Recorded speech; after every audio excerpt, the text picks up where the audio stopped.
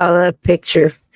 Just something about that ghost at the end of the hallway staring out that big picture window, and you wonder, do they do that? How many movies have we watched over on our Rumble channel? Hello, everybody. How many movies, if you've joined me over there? Hey, Vixen Doe, I see you. Scott, great to see you. Bernice, good to see you. Ted, I know you was in here early. I saw Kat in here. I'll come back and say hi. Hey, Henry, how you doing? Uncommon, I see you too. And I see Paula and Danny, Bobby, Susie. So I feel like when I do that. It's so funny, but it's so good to see you guys. I miss you at through the week. I'm so glad we get together to watch the movies anyway. But how many? It makes the week a little shorter till we see each other again. Hey, Lisa, I see you coming in here.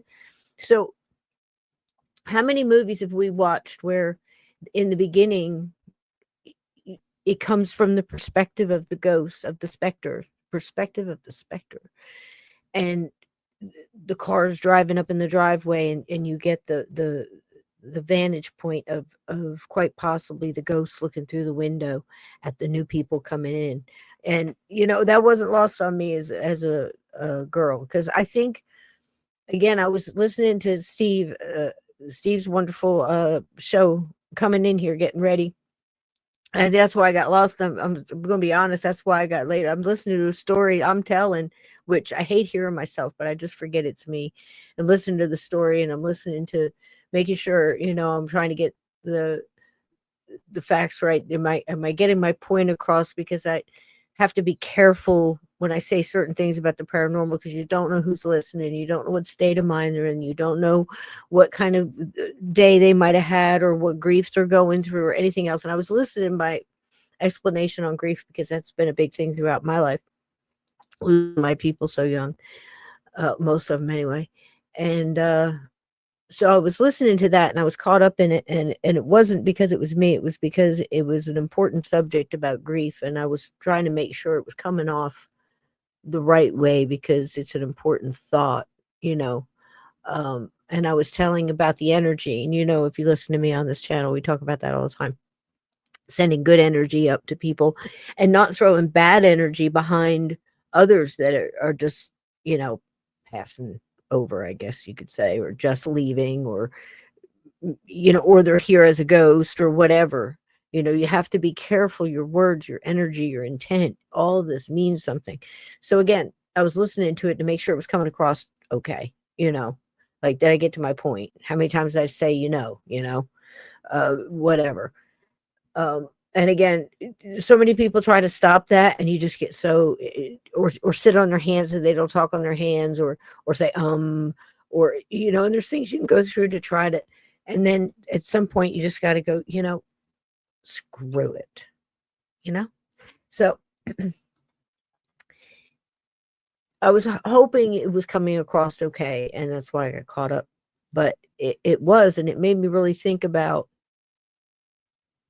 how important it is, some of the things we talk about on this show. And for everybody coming over, hey, Robin, I see you. I'm glad you made it. For everybody coming over from Steve's channel, again, thank you, Steve, for sending everybody over. I'm glad to see you here. Please hit the like. If you're not subbed at YouTube or Rumble or Facebook, please do.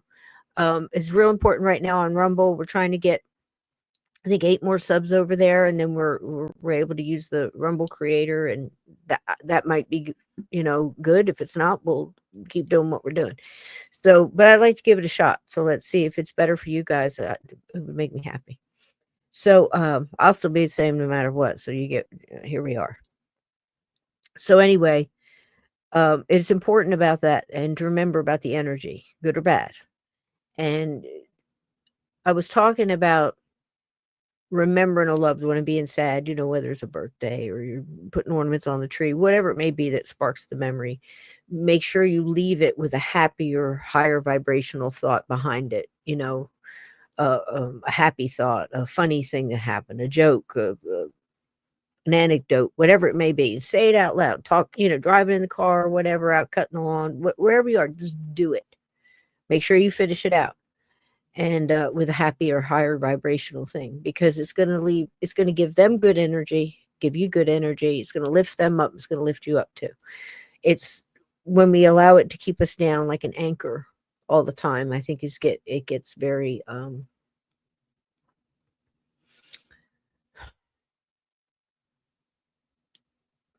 it gets very heavy. It gets very cumbersome. It gets like you're carrying extra weight on your back in a backpack that you're just filling up with, sadness, and and then we convince ourselves that we have to carry that around. It's our burden to do so, because if we don't do that, we don't love them, or we don't miss them enough, or we don't, again, don't put yourself in that cage. I think that that's the living humans. Now, again, this is just a thought. This is my theory. Here, who am I? But I think that's the living human's way of putting yourself in a cage, just like a ghost after passing puts themselves in a cage and cannot move forward. And it's a psychological cage, because we know that if we can help them and break them through out of that, they can walk right out of the room, or right out of the land, or the house, or building, or wherever they may be, or think that they're stuck, right? Whether it's something holding them there or just themselves. I'm talking about the kind of just be yourself. They're a self-built cage. I think the living do that too. And a lot of time it's with the lower vibrational things. It's the regret. It's the, whatever. And I'm avoiding people I love right now in a lot of directions and on many levels, because they have to go through their journey, and watching them go through that part of their journey is so hard and so painful. And I've gotten to the point where I know I've done everything I can possibly do to make it better. At this point, anything I do is just going to create so much. So much. So I just here's a gift. I won't be involved in it.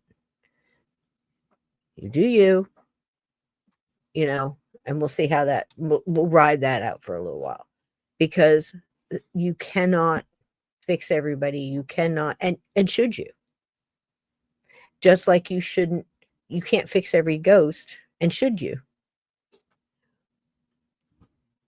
You can't put everything in a simplistic way of explaining what you think happens when we cross over, because I believe it's everybody has a little bit of individual in that.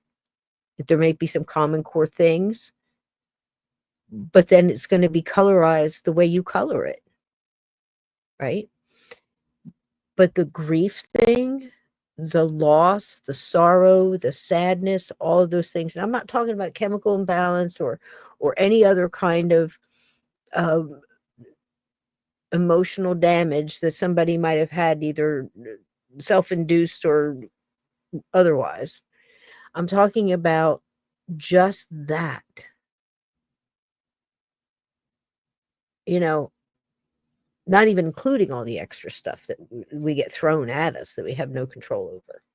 So if we can learn how to handle grief, and if learning about the paranormal and the supernatural and ghosts and things like that relieves some of that pain, fantastic. And I think that's a big reason why a lot of people are even interested in the paranormal. I don't know.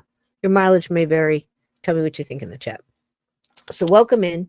And I'm glad I listened to that. It was right on time for a lot of reasons. And I think a lot of people, might be scared right now, and all this other. Listen, fear not. Fear not. Fear not. Don't take in the social media. Limit yourself. Take care of your square foot of real estate. And I know that sounds like every man for himself, but look, can you control it? The wisdom to know the difference, all that kind of stuff, right? Take care of you. Handle your square foot of real estate. Be nice to people. Be kind. Remember, you're carrying the light. This is why you train, keeping your lights on in times of darkness, because that's what you're here for. Keep your light on, right? So, I think there's different kinds of grief too. I think there's grief of, not just the loss of a person, a loved one, of course, animals, pets, that comes under the heading of loved one is always included in my book. Should be everybody's book. That's just my opinion. You're welcome to it. Um, there's a grief for your culture and your surroundings and um your community, your country, your town. Uh, if that wasn't true, whether you admit it or not, wherever you are, a lot of people have put their head down. It's just like, I could be anywhere. It's like, yeah, it's a town. I hate this place, whatever it may be. There used to be a lot more of our town. It's our town. It was a big deal. It was a community, you know. I think there's a grief for that too, whether it be a silent grief or not. And I think that comes with fear because we shut off from it. It's no longer a pleasant thing. It's an emotionally draining thing. So you put yourself in that box, and it might be a protective box, but a cage, a box nonetheless, right? So how do you break out of that? Knowledge, uh, becoming open-minded, not repeating the same things over and expecting something different. So you try something different. If you're grieving, if you're in fear, if you're sad for whatever reason, and again, I'm not a doctor, I'm not talking about medical stuff. So don't be throwing, I have this level of this, and I take all this, head candy for it and all this. I can't, I'm not talking about that. Wouldn't even think to try to unravel all that. There's so much to that. I'm an herbal girl. So if it's a nature thing, there's usually something in nature to take care of it. If it's man-made, then, or man-caused, then you need a whole different thing. That's just, but think about this. There's a heaviness. And how do you get rid of the heaviness? You lighten it up. Think of all the things through all the decades that people have done to change a mood of a nation or change the mood of the world has been changed. It's been changed for the worse. It's been changed for the better, all with events. Some were slower to change than others because it took longer to get the word out. My God, it took them 6 months to stop the Civil War, for Pete's sakes. Here's good news. War's over. Oh, hang on. We'll get around to stopping. How many people got shot? You know what I mean? Like a poor Japanese guy. I'm sorry if anybody thinks this is rude. I need the tea to be able to talk. Look, I yammer look, I talk the paint off a wall. I could talk paranormal stuff. I think I'd get tired around maybe hour 6, 7. I'd start to get droopy. So I need the hot tea. I really do. And to all my British friends out there, tea is, don't mess with the tea. Don't mess with the cuppa, And I'm sorry. I wish I was better at muting every time. I'm just saying. Let me have the tea. Okay. So anyway, fuel for the soul. It's chamomile and honey tonight. So interesting thing about tea. I don't want to get off subject, but far be it for me.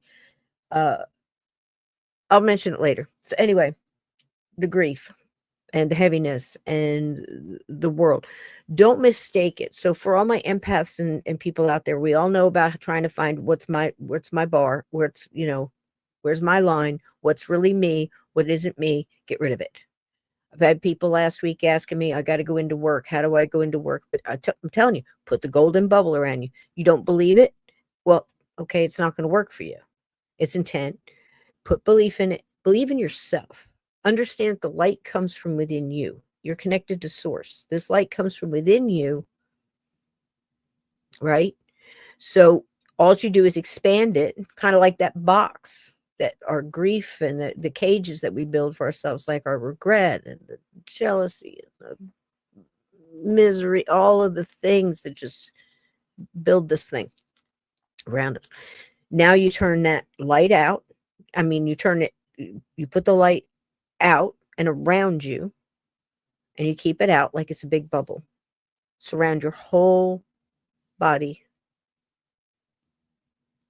And it's like you're in this big golden bubble. And you repeat, nothing negative can penetrate this golden light bubble. Nothing negative can penetrate. Mean it. Say it like you mean it.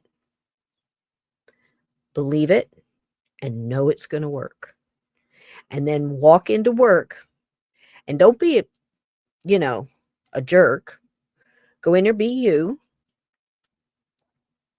and see how people react. If they're walking towards you, see if they kind of hesitate a little bit, if they stop, or if they change, or if they kind of stumble on their words a little bit at first because they're trying to adjust to the energy they just walked into.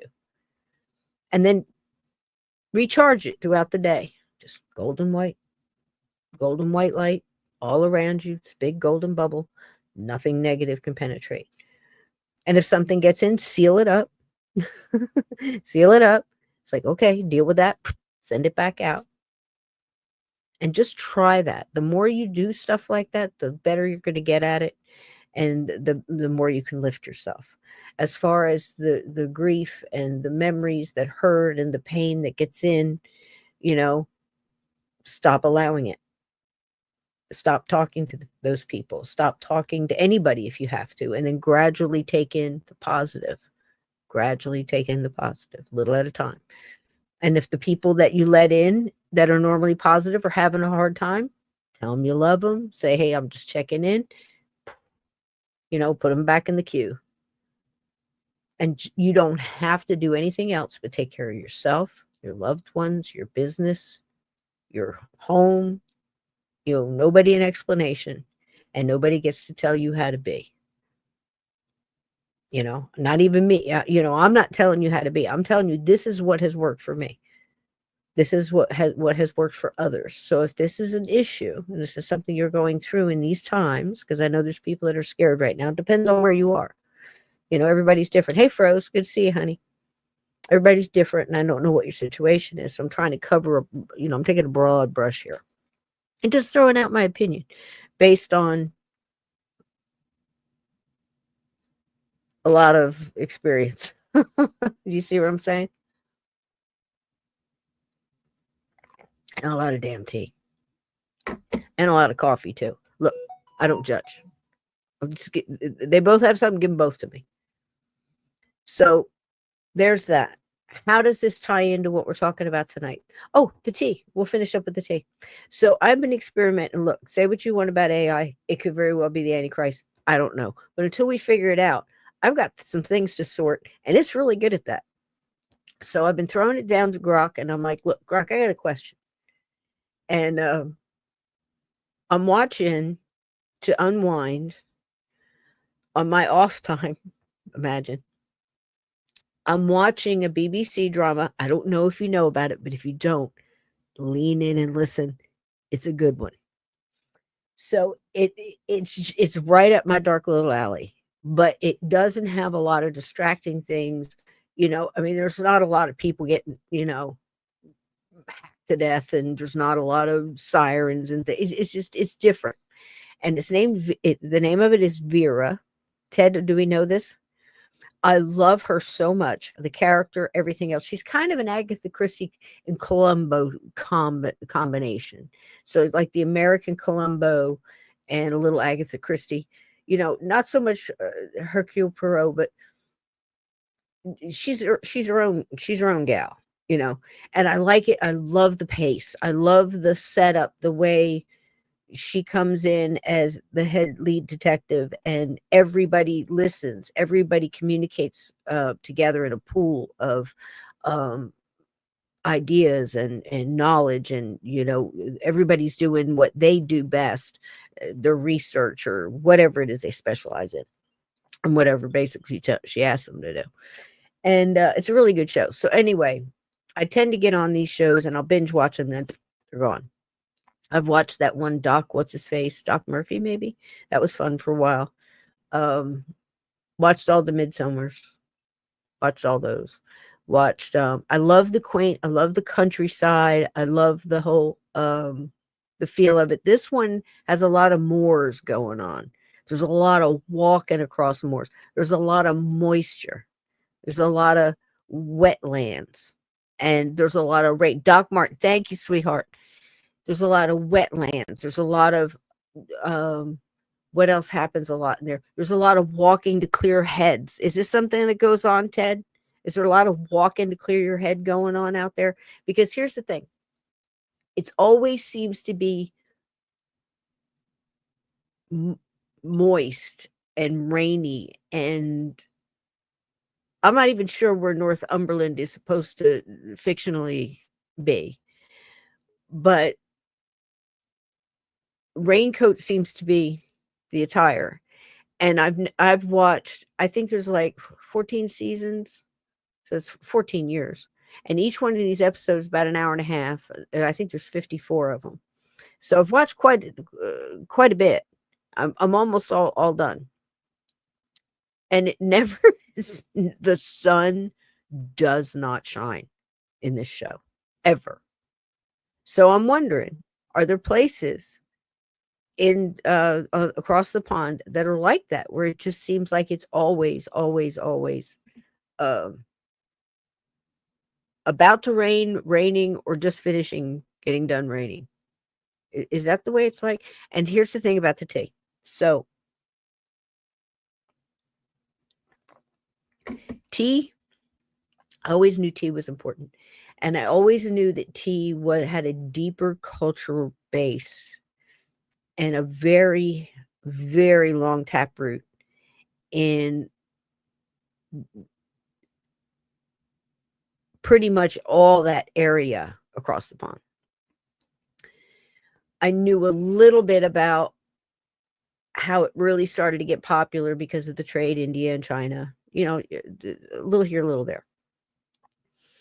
And I knew a little bit studying war and these things, how much it meant to comfort soldiers as well as people at home and all of this, which is, I believe that's also where you get that carry on and drink tea on the tea tins and stuff like that. Correct me if I'm wrong, because I'm just, I'm some old battle axe over here in the USA trying to take a stab at, what tea means so I know it's touchy. So anyhow, I'm watching all these shows, and I mentioned all of the different ones because there's a historic, of course, time line that they're trying to portray cinematically. So tea differs. I know it's like so interesting though to me. Tea differs. Nonsense. What? It comes out between showers. The tea does? What are you talking about? You actually have tea coming out of the plumbing over there? I knew it was big, but I had no idea. Look, I'm not judging. So anyway, so I'm watching all these different shows. And in ones like Midsummer, and I even thought so much about it even a couple of years ago. Oh, the sun. Nonsense. It comes out between. Oh, it does come out between the showers. Okay. Well, they're just not filming during that time. So my bad. So anyhow, there's got to be some, but it just seems so, I don't know. Maybe they're just doing it for effect because it's a detective murder mystery and it's for the atmosphere. Maybe that's what it is. So anyway, that's why I asked. So here's the deal. Depending on the show, tea is presented differently. Most of the time, why am I talking like this? Is nuts. Why didn't somebody tell me? Did y'all tell me that I still had this crap up here? I'm trying to pay attention to the chat. Golly, I'm such a stooge. All right. Total nutter tonight. So, what is it? Warmer showers in summer? So, it just looked very much like Tampa in the summertime to me, because it always rains at 3:15 in Tampa in Florida. I lived there for a short time. Totally other story. So, how the tea is presented, of course, depends on the historical climate and time of the show. So you've got like your fancier, like everywhere they go, here comes tea. Here, tea. There's a murder in the house. They're coming to investigate. The cops are making tea for the people. Here, love. Here's tea. I thought it was the nicest thing in the world. I hope this really goes on, because how cool would that be, right? You don't see any cops in America making coffee for. I'm just saying, you don't see it. I'm not saying it doesn't happen. I'm saying you're not seeing a lot of that. They might get you a cup if you're at the hospital in one of those scenes in the detective shows over here or something like that. There's some coffee being passed around in waiting rooms and stuff like that, but there's not a lot of police officers in the kitchen making coffee for people sitting on the couch getting ready to be interrogated. It's not really happening. So anyhow, not that I have seen anyway. What would I know? So I'm watching this tea. I'm keeping an eye on the tea. And then I change, binge watch a whole nother, show from a different area. Because again, I don't, there's so many different shows. And again, here comes, the tea. And now they're showing up with it in the cup. And something is bugging me. They're showing up with the cup and it looks like it's coffee, just like it would here. May have. It's got psycho up here. I'm not sure what are you trying to tell me? Yeah, I know. I'm a little psycho. So I'm watching the tea coming out of nowhere. There's tea here comes the cop. When he shows up for work, he brings her a tea, a to-go tea, a to-go cuppa. Tea's coming out from around the corner, the break room. Here comes tea with the tops on. And I'm thinking, who's brewing this tea? Because I'm used to like the Midsommers and the teapots and the tea cozies and the little hand knitted things around the teapot. Like I said, I even put one in cabin 22. May had one, right? So, because I just thought it was kind of cool. But I'm not seeing a lot of the ritual of the making of the tea. So I'm assuming if it's in a pot, it's loose. And I'm assuming if it's a cup, somebody has brewed it somewhere and got it in the cup. Because here's not what I'm not seeing. And this is what caused this entire thing. Call me crazy. I'm not seeing tea bags. No tea bags. Where the hell's the tea coming from? So I'm watching this show. I'm watching Vera, and here comes more tea. Here comes more tea. And again, I respect the tea. No tea bags. And I'm like, that's it. I can't take it anymore. So I go over to Grok and I go, hey, Grok.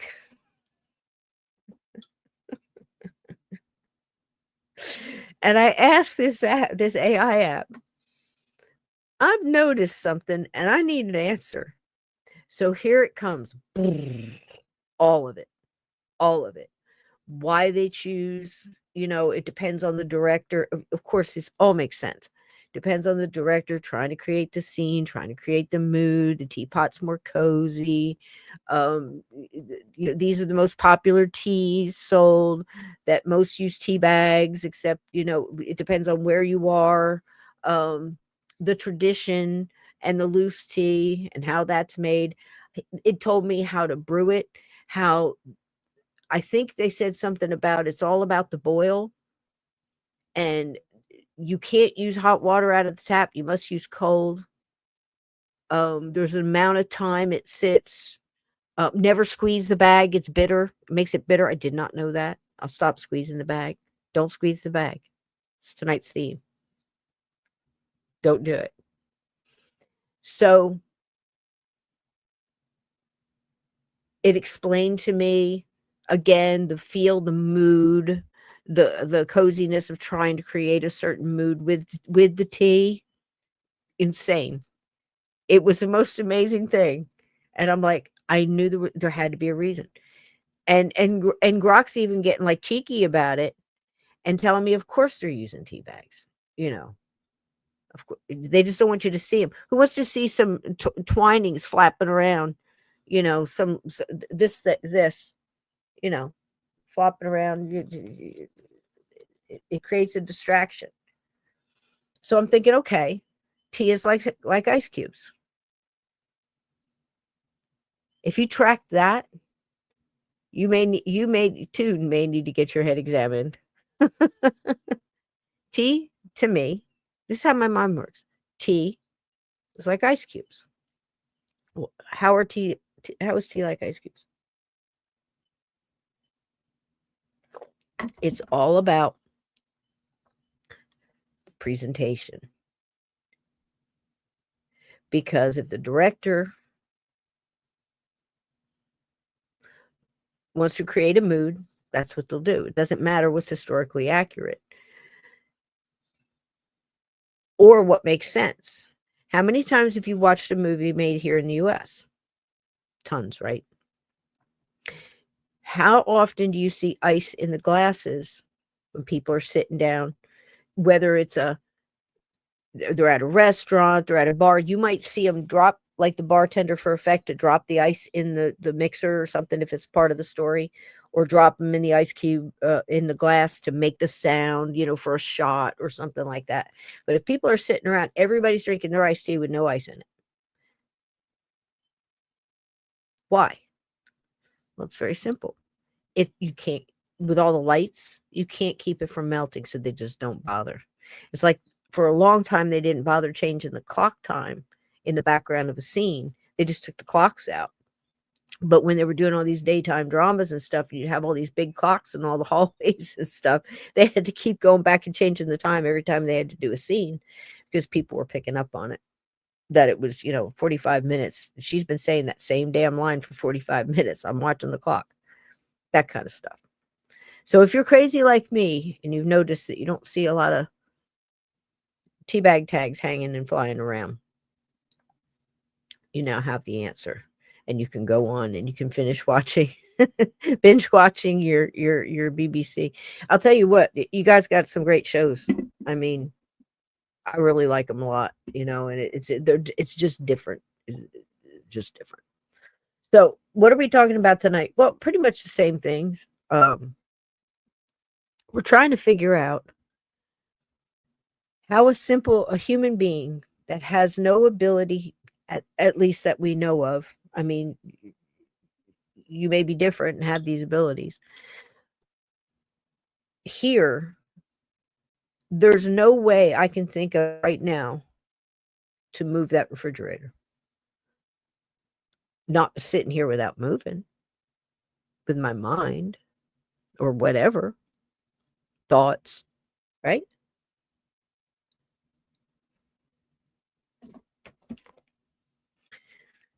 And there's no way that I know of, as I'm sitting here, that I could make it look like that chair's on fire. See where I'm going? There's no way that I could all of a sudden open all those cabinet doors and just have them start flapping like crazy, drawers opening and closing and silverware flying out. So why is it that it seems that in some cases, when people pass, they then get to stay, become a ghost, and do some of those things? And how does that work? That's what we're talking about. Because those are interactive hauntings, in my opinion. And they're interacting with the living, either to show you something, to get your attention, to cause alarm, to cause you fear, to get rid of you, to chase you, to whatever, for whatever reason, a whole litany of reasons it could be that they're doing it. But how come I can't do that now? But if I cross over, if I pass and become a ghost, there's a chance that somehow, and again, I have no answers to that either, we start learning that we can in some cases. I'm certainly not saying every ghost does. I'm not even saying everybody becomes a ghost. I'm not saying any of those things. So it has always been a question that hung out there for me of, like we talked about last week, 3 different people with abilities, maybe different types of medium, maybe psychic medium, trance medium, whatever abilities, but in some communication with the other side, can go into a room and have the same energy of a human being that has passed, a ghost, And I'm saying it like that because there's other things that have more abilities and would add more question to it. So we're just talking about human beings who have passed, stayed behind for whatever reason, and are now an earthbound spirit or ghost. And has the ability and has learned how to present itself differently, visually, to 3 different people in the room. And somewhat differently, not only visually, but in the vibe it's giving off, in the vibration, in the frequency, in the feel.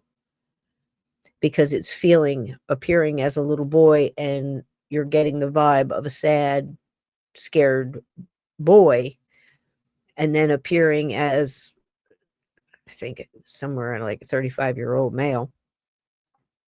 Very angry, disheveled hair in the eyes, all kind of things, angry, just different kind of energy. And then just a blob of like, I didn't see this, so I'm describing it as it was described to me. A black mass. Undulating was I think the word was used. It was just, I hate that word.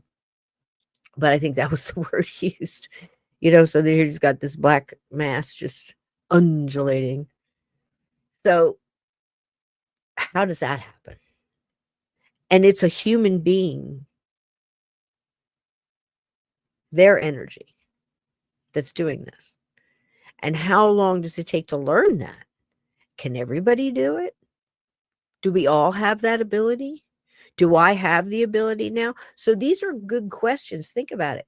Do I have the ability now to move that refrigerator with my mind? Some people would say, yes, you do. Telekinesis. All you have to do is exercise it. Practice, practice, practice. Bend a spoon with your mind. We've all been there. We've all seen the stuff. What about the kid? Now, remind me, because I've totally forgot his name and I'll never remember it, so I'm not even going to attempt to remember it. But I call him the kid who could make it rain inside the jail. Eggs coming through the ceiling. The shells are not cracked. Hey, cat. Apporting things through the ceiling. Lit cigarettes. I don't think he did this. It was another one. But a lit cigarette coming through the ceiling and floating down and floating around the room and just smoking coming off. And it's like it was being smoked because it would, the end of the cigarette would show that air was being drawn through it. That's wild to come through the ceiling lit like that. A cigarette. Don Decker, thank you, Kat. See, I got the best chat. Thank you, mods. I love you all. So anyway, I'm still on about this. So I grabbed some info, and then I've got some wonderful, or I'll tell you what, let's watch one, and then we'll come back and we'll do some of the info. But I want to read the first card, because just remind everybody what we're actually talking about, if I'm not yammering on about tea bags and stuff. So interactive hauntings are among the most compelling paranormal. Let me get that off of there so I can see. Can I see? Okay, there. Interactive hauntings are among the most compelling paranormal phenomenon due to their dynamic, responsive nature and vivid manifestations. They bridge the gap between the living and the unseen, often leaving witnesses with a sense of awe, fear, or profound meaning. So that's the realm we're talking about, if that gives you an idea. Now, I thought this was neat because where I was getting all the source of this through this in here, and I thought it was interesting the way it was lined up. So I'm going to give it to you guys. If you're interested in exploring or documenting such phenomena, electric voice phenomena, EVP, use audio recorders to capture disembodied voices. Now, we all know this, but the way they have it laid out, it's kind of structured differently. I liked it. Use audio recorders and capture disembodied voices that may respond to questions indicating intelligent interaction. Environment. Now, not every response is going to indicate that. So I think that's important to define what that means to you. If I ask the EVP. If I'm just letting a recorder go and it's just making noise, that's not going to fit into this category. If I ask, who was president when you were alive? And it says Taft, that's the kind I'm talking about. Or similar. You know what I mean? What's my name? You know, if you're going to come up with Cisco, that's going to be like, okay. You see what I mean? So environmental monitoring, and don't always assume ghosts know everything, because they don't. They don't. There's so many different, again, we can't broad brush it. We have to take them one at a time. Okay. Just like we should be taking people, but here we are.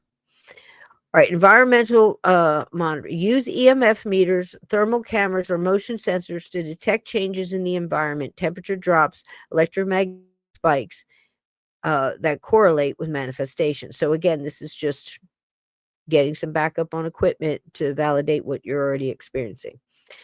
Photography and video. Capture visual evidence of apparitions, or environmental changes, as in the brown lady photograph. And we've all seen that one, the brown lady coming down the staircase.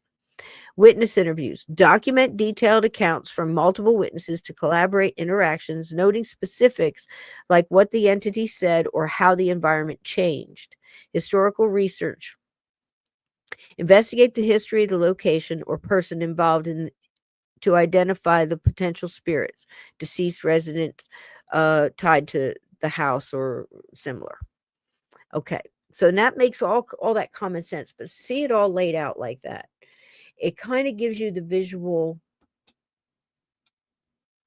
that we need to structure it like this. We need to do all these things and more, because without all of this, and then having a collab between one or two or three of these things that you're doing, you're really not getting an intelligent haunting. You might get a bang, or you might get a boom, or you might get a knock, some other kind of thing, but it's not reacting to you.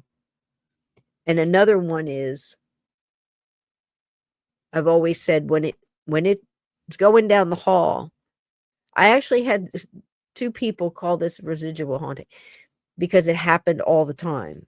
This one apparition walking down the hall. But periodically, through the time that this had been seen by multiple different people, it would stop and turn and look at the person, and sometimes have an expression of some sort, you know, a smile or a smirk or whatever, and then go on. That's not residual in my mind, in my book. Is it yours? To me, that's more in this ilk, in the where it's interacting with you. It noticed you, it saw you. It can also be the creepiest thing, because there are entities out there that when you think about them, they see you. Yep, intelligent. Thank you, baby.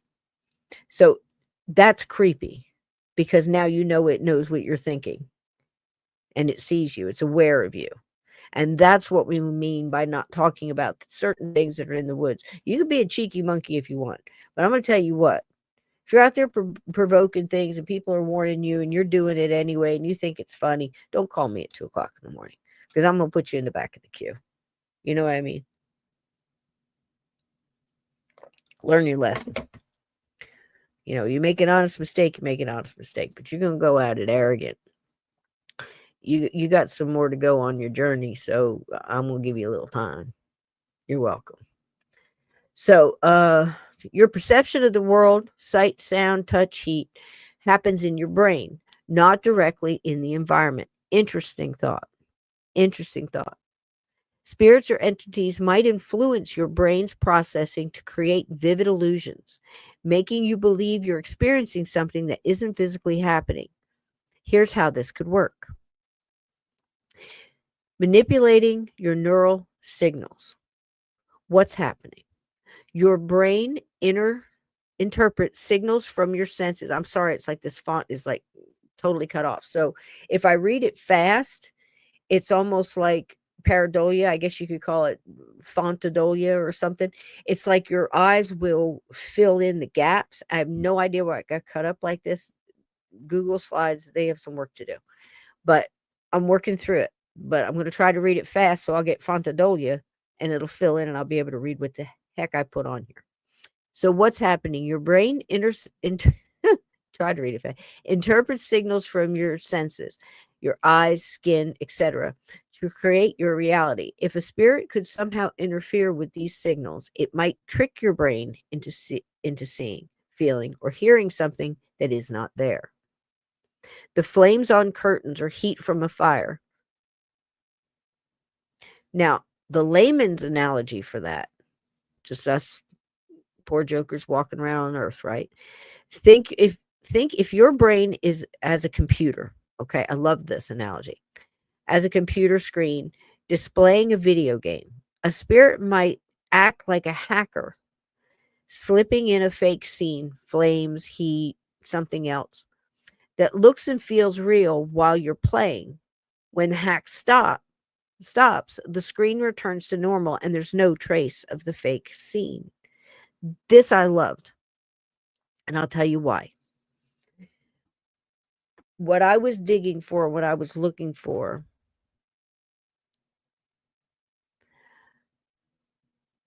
was how in the world could I have seen fire engulf a crib with a child in the center of it?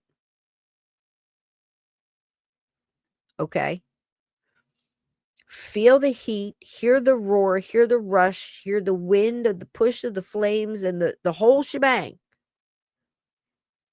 And everything in me said, put the flames out. This was a small, my son was very 4 weeks old. Put the flames out. It was almost like it was telling me to beat the flames out around the baby. And of course, that would be like your first action, your reaction to this flame. I didn't do that. I grabbed the side of the crib and I just prayed out loud and it disappeared as fast as the words came out of my mouth. And the whole time I'm hearing, it's trying to make you hurt him. Got out of that house. I'm standing at the crib looking out the back window. Yeah, it was onto the backyard. I can see the garage in the backyard where the washer and dryer was in this place. It was out in the country in Alabama. And previous owner, 2 owners ago, hung himself in that garage. And every time I went in there to dry clothes or to whatever, I would have to say, look, I'm coming in here. You stay over there. I'm coming in here to do this. There ain't going to be no shenanigans. There was all kinds of stuff in that house.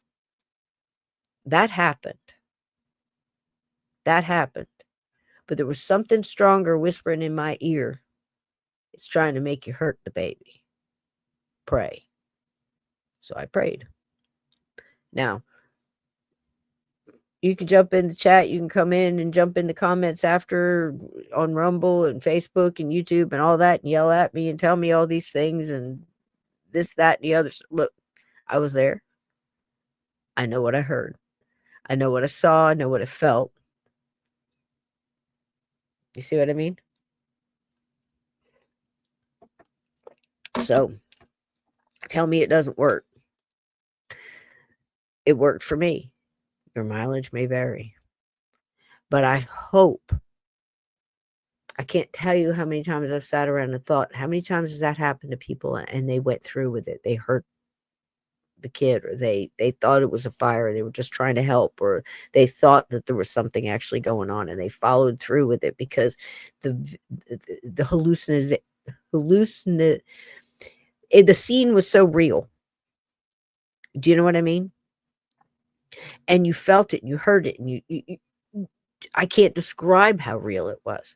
And then to just be able to, and nothing, no damage, nothing there, no sign, no smell, no sulfur smell, no burnt smell in the air, nothing, gone.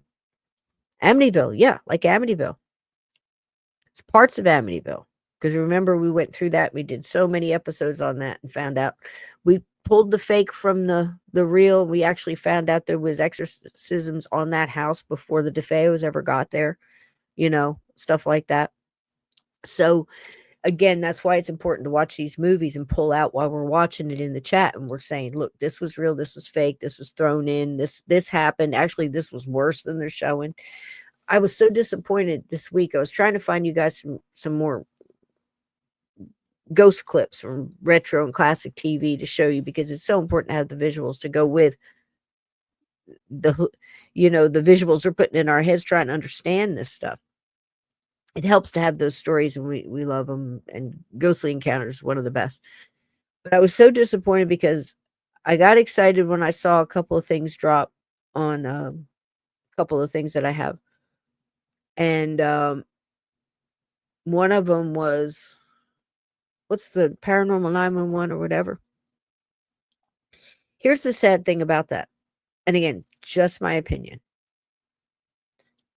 I'm watching this person get up the nerve to tell probably one of the scariest stories about one of the scariest moments of their life, because a lot of these people, I believe they're telling the truth. Now, they might be adding here and adding there, whatever, but again, we have to do what we have to do. We just listen to the person. We either believe them or we don't. We either, what I'm talking about. So I'm listening to these stories, and the damn shame of it all is that when they're reenacting it, the whoever runs the show so over dramatizes everything. I mean, I'm listening to this one guy tell a story. He's saying he's in the bedroom. He had a bad feeling, and I'm hearing all this. Oh, it's like growl. I'm like, is he saying he's hearing growling? How am I supposed to validate this story if you're telling me one thing and I'm seeing a complete another? You see what I mean? And I've had people on my show. Look, I know a lot of people personally that are on these shows, so I'm not trying to badmouth the show. I'm just saying, think about it. If you're going to do another paranormal show, please put one out there that is a little bit more structured, where you're just listening to what happened during the experience that the person had. And you don't need to add and over dramatize and add all of this, there's this guys walking through the room saying that he had a bad feeling about the 911 call. And it's such an important story, because here's the 911 call goes off, and it's this guy, and you hear the guy on the recording, and he says, you need to come. He says the address, all this of my wife needs you, blah blah blah, yada yada. And they get there, and of course, you know the story. There's no guy. It's her husband. The husband's been dead for a year or whatever, and it was the husband's ghost that was calling 911 for his wife who needed the help. It was sick in bed. So that's the story. And they ruin it with all of this extra stuff, and this guy flashing in and out and showing up and staring at the person in the face. And the guy's not saying any of that happened. He said he walked in, he saw the guy in the chair, he pointed toward the bedroom, he went into the bedroom, he called it in, he's helping the wife, he comes back out to tell the husband, dude's gone. This is the story. And you go, and guys flashing all over the place and all this other stuff. Nobody said any of that. Absolutely ruined every one of those ghost stories, because now people like us, wife needed help. People like us look at that and go, okay, I'm trying to listen to just what this guy is saying, and I'm trying to glean from that the information that I can learn about this story, but I got this. There's something under the bed that he's not talking about, and I can see it, and it's trying to grab his ankles. He's not mentioning anything about that. Was there something under the bed? Is he just not saying it? And he said it earlier. I'm all confused now. So it's just makes it worse. So unless you're just watching it for entertainment value, I mean, if you're going at it like, hey, it was a good ghost story and all that, I'm not interested. I don't know how to listen to a ghost story like that anymore, because I'm always looking for the validation to match a story in a case I'm working, trying to sort out, or to help somebody, through what they're going through. And if we keep throwing this muck and mire and BS out there, people have a hard enough time tying their shoes lately. You're not going to be able to discern what's going on in your life. Cabinet doors are banging and all this other stuff. You see what I mean? if we didn't stop treating this subject like just a throwaway nonsense subject where we can just take somebody's story and add a bunch of BS to it and call that okay. No, that's fiction, and we can sell it as fiction, but you can't tell me it's fictional fact because we can't use it to learn from it whatsoever. However, there are shows that we can learn from because they take a different approach to how they tell the story and how they respectfully try to recreate the story and give it room to breathe and just be as it happened rather than all this added, bells and whistles and bullshit. Right? So, anyway, there's my opinion. Let's watch a ghost story. What do you think? All right, here we go. What do we have? What do we have? Oh, yeah, this one's a good one. This is again. Now, which one is this? Yes, I think I know. This one, you guys remember me telling you the story of. Now, the other subject, not just intelligent hauntings, we're also talking about crisis apparitions. What's a crisis apparition? To me, I put crisis apparitions with the intelligent haunt and the interactive haunt because it's a category all its own, but it deserves to be a little bit in this one too, in my opinion. I'll tell you why. Because often things are manifested to create the scene. The person manifests. Hang on. Things like our story, the Telly Savalas, the car manifested, the guy, I'll give you a ride, he manifested, the money, the note, the drive, he's actually driving in the car, all of these things. Why does this interest me so much? Because I've had it happen to me. I've had this happen to me. Mine was a ride, a time of crisis, pretty rough. I actually asked for help. It showed up. Incredible. Profound experience. Riding in the car, and I'll finish it up afterwards because this is very similar to it. Turn around, car's gone, no tires on gravel, nothing. Profound things being said, the feeling, the overriding of your senses going, you shouldn't be in this car with this dude. Ted Bundy, Ted Bundy, Ted Bundy. All this stuff's going through your mind. Still, the experience is happening, and it's almost like you're underwater. It's so weird. So, and you're doing things and saying things that you don't even really know. Why did I say that? Why did I do that? And while you're saying, why did I say that? Why did I do that? And you're trying to sort that in your mind and process all this profound creature that's just showed up out of nowhere. You don't know at the time whether it's a human being or if it's you just don't know. There's just so much going on at once. So sensory overload, but underwater. It's very hard to describe. So I took a ride in a car that probably didn't exist, that was manifested from the non-physical to the physical for a short period of time. And I'd like to know what the hell that was. So I found this, um, I found this story, and this lady has a very similar experience like mine, except mine showed up on a dark highway in a really bad part of town at a really bad time in my life at a really hairy moment. And I don't know that hers sounds now like it was that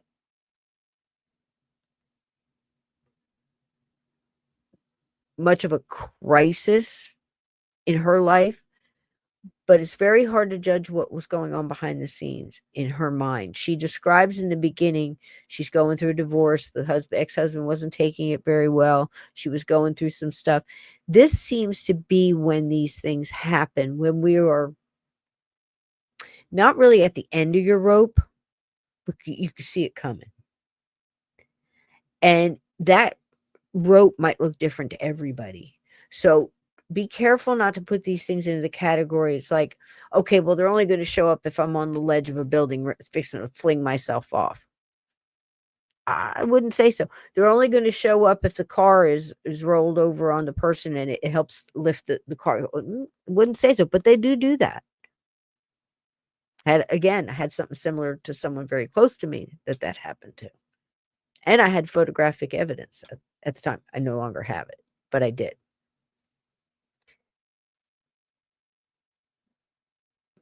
It doesn't have to be. I don't want you to think that it has to be that 911 moment for something like this to show up. It could be a gradual emergency, if you know what I mean. Something that's building up in someone's life, something that needs care, something that needs an extra word, an extra hand, somebody, a spirit guide, an angel, a loved one, whatever it may be, that's coming to give you a message of love. Is not a demon.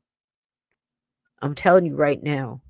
Lots of power that they have, the things that they can do, all the things, talk to theologians, all kind of I don't want to say every religion, but quite a few of them. They don't have the ability to give off the vibration of love. Not even to make you think you're feeling that, which is very interesting. So if you're feeling warmth and love and goodness and good things and good vibes are coming from these people, why would that be a demon? So just food for thought. Reconsider everything, because I want people, if this happens, you really have to assess the vibration around it. What are you feeling? Not what your fear is telling you, not what your survivor instinct is telling you, none of that. What is your core telling you? You're feeling like you should be neck deep in fight or flight, but something is making you stay. And is whatever is making you stay to experience this coming from a good place or a bad place? Are you being held and it's a danger situation? Or are you in this, like I was, in this like underwatery kind of atmosphere? And these things are just happening. And the whole time, like I said, you're trying to process it. And she says the same kind of thing, that you're trying to process it and it's happening anyway. And it's almost like the other person knows this, you're going through this. Every story I hear like this has that element in it. It's almost like they smile. It's like you think something like, what the hell's going on here? Who is this dude? And they just kind of smile because they heard you, but you didn't say anything. That kind of stuff. So here we go. I think this is it. I hope it is. But again, keep in mind, something just as profound, probably even more so, happened to me. And that's why this is just so an amazing subject. This little side subject of intelligent hauntings. So, and this, you might not even call this a haunting. You might just call this an experience. So let's see it.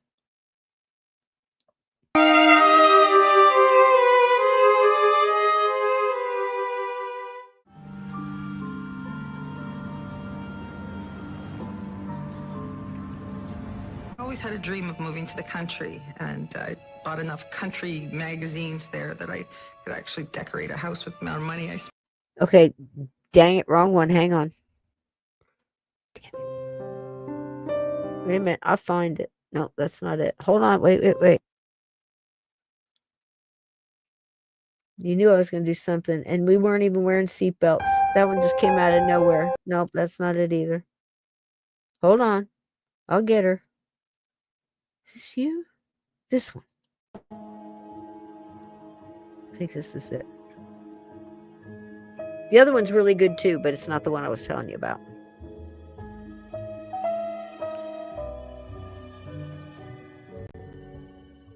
Okay, here we go. Here we go. Yes, Kelly. Here we go. All fixed.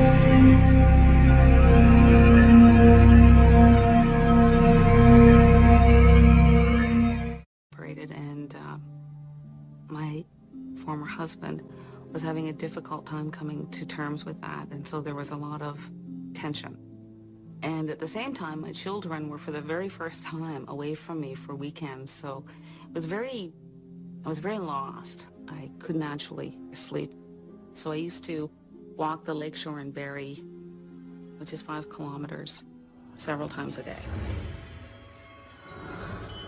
We all need a helping hand every now and then, whether it's holding open a door or donating a major organ. Everyone could use a good Samaritan at some point. Help might come from next door or 3 countries away. But what if it comes from someone or something that defies explanation? Welcome to Ghostly Encounters. I'm Lawrence Chow. Today we'll meet Kelly and Ron, 2 people who tell stories of emotional rescue by ghostly good Samaritans. Fresh from her divorce, Kelly Nichols' heart is closed for business. She's lonely and sad. But after a night out with her friends at a club, all that is about to change. After we left the club, we went next door so my girlfriend could look for this friend of hers, and it's a deli. And I sat at the front near the doors, and she went out of my sight to the back of the restaurant to look for this fella. And it wasn't overly busy. Usually this would be full of people, either waiting for their friends or just eating a sandwich and having a drink. But it wasn't this night. It was really quiet that night.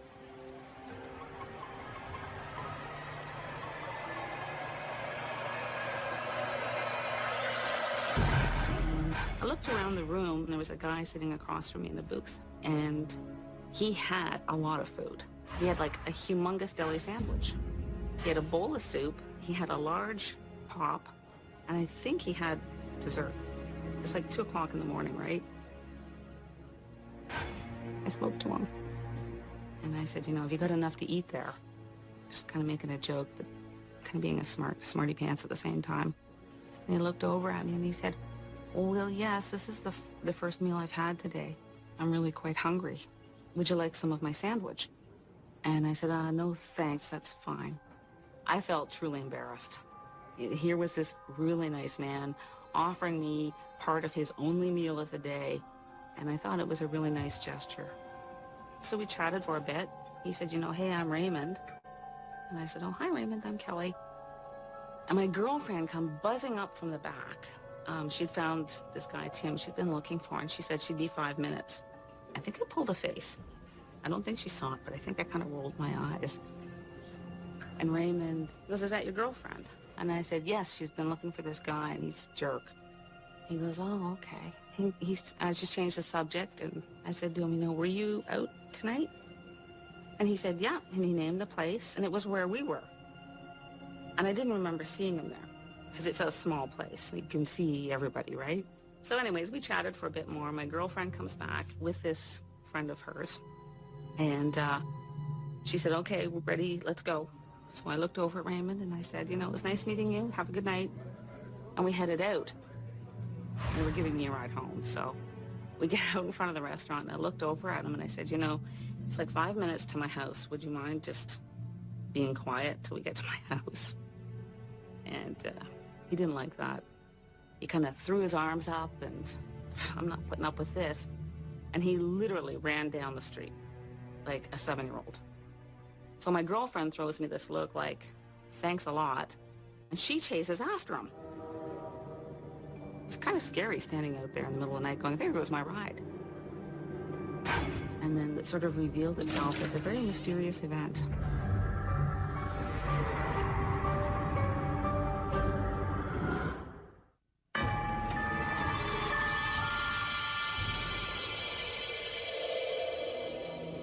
It's 2 o'clock in the morning. My ride has gone that way. And Raymond came out of the restaurant just then and he called my name. Didn't startle me, he didn't scare me. I was like, oh, I guess he's done eating. That's what I thought. And he said, is everything okay? And I said to him, well, no. I said, I think I just lost my ride. Oh, he goes, I'll give you a ride. I don't think so. Like, I don't just take rides, right? I said, no, thanks, Raymond. That's really nice. But the taxi stand is just like 3 doors up. It's okay. I'll take a taxi. I thought it was a very nice and genuine offer, but that's not something certainly the mother of young children should be accepting, or probably most women anyway. And he said my name a little a little differently. He kind of said it, Kelly, let me give you a ride home. Like, you know, just quit being so silly. Let me give you a ride home. And I remember I stopped and I looked at him, like I really looked at him, like totally up and down. Really? Should I do this? And I went, oh, okay. And again, arguing in my head, saying I shouldn't be taking a ride from this person I met, 10 minutes ago. But he convinced me because he was so sincere.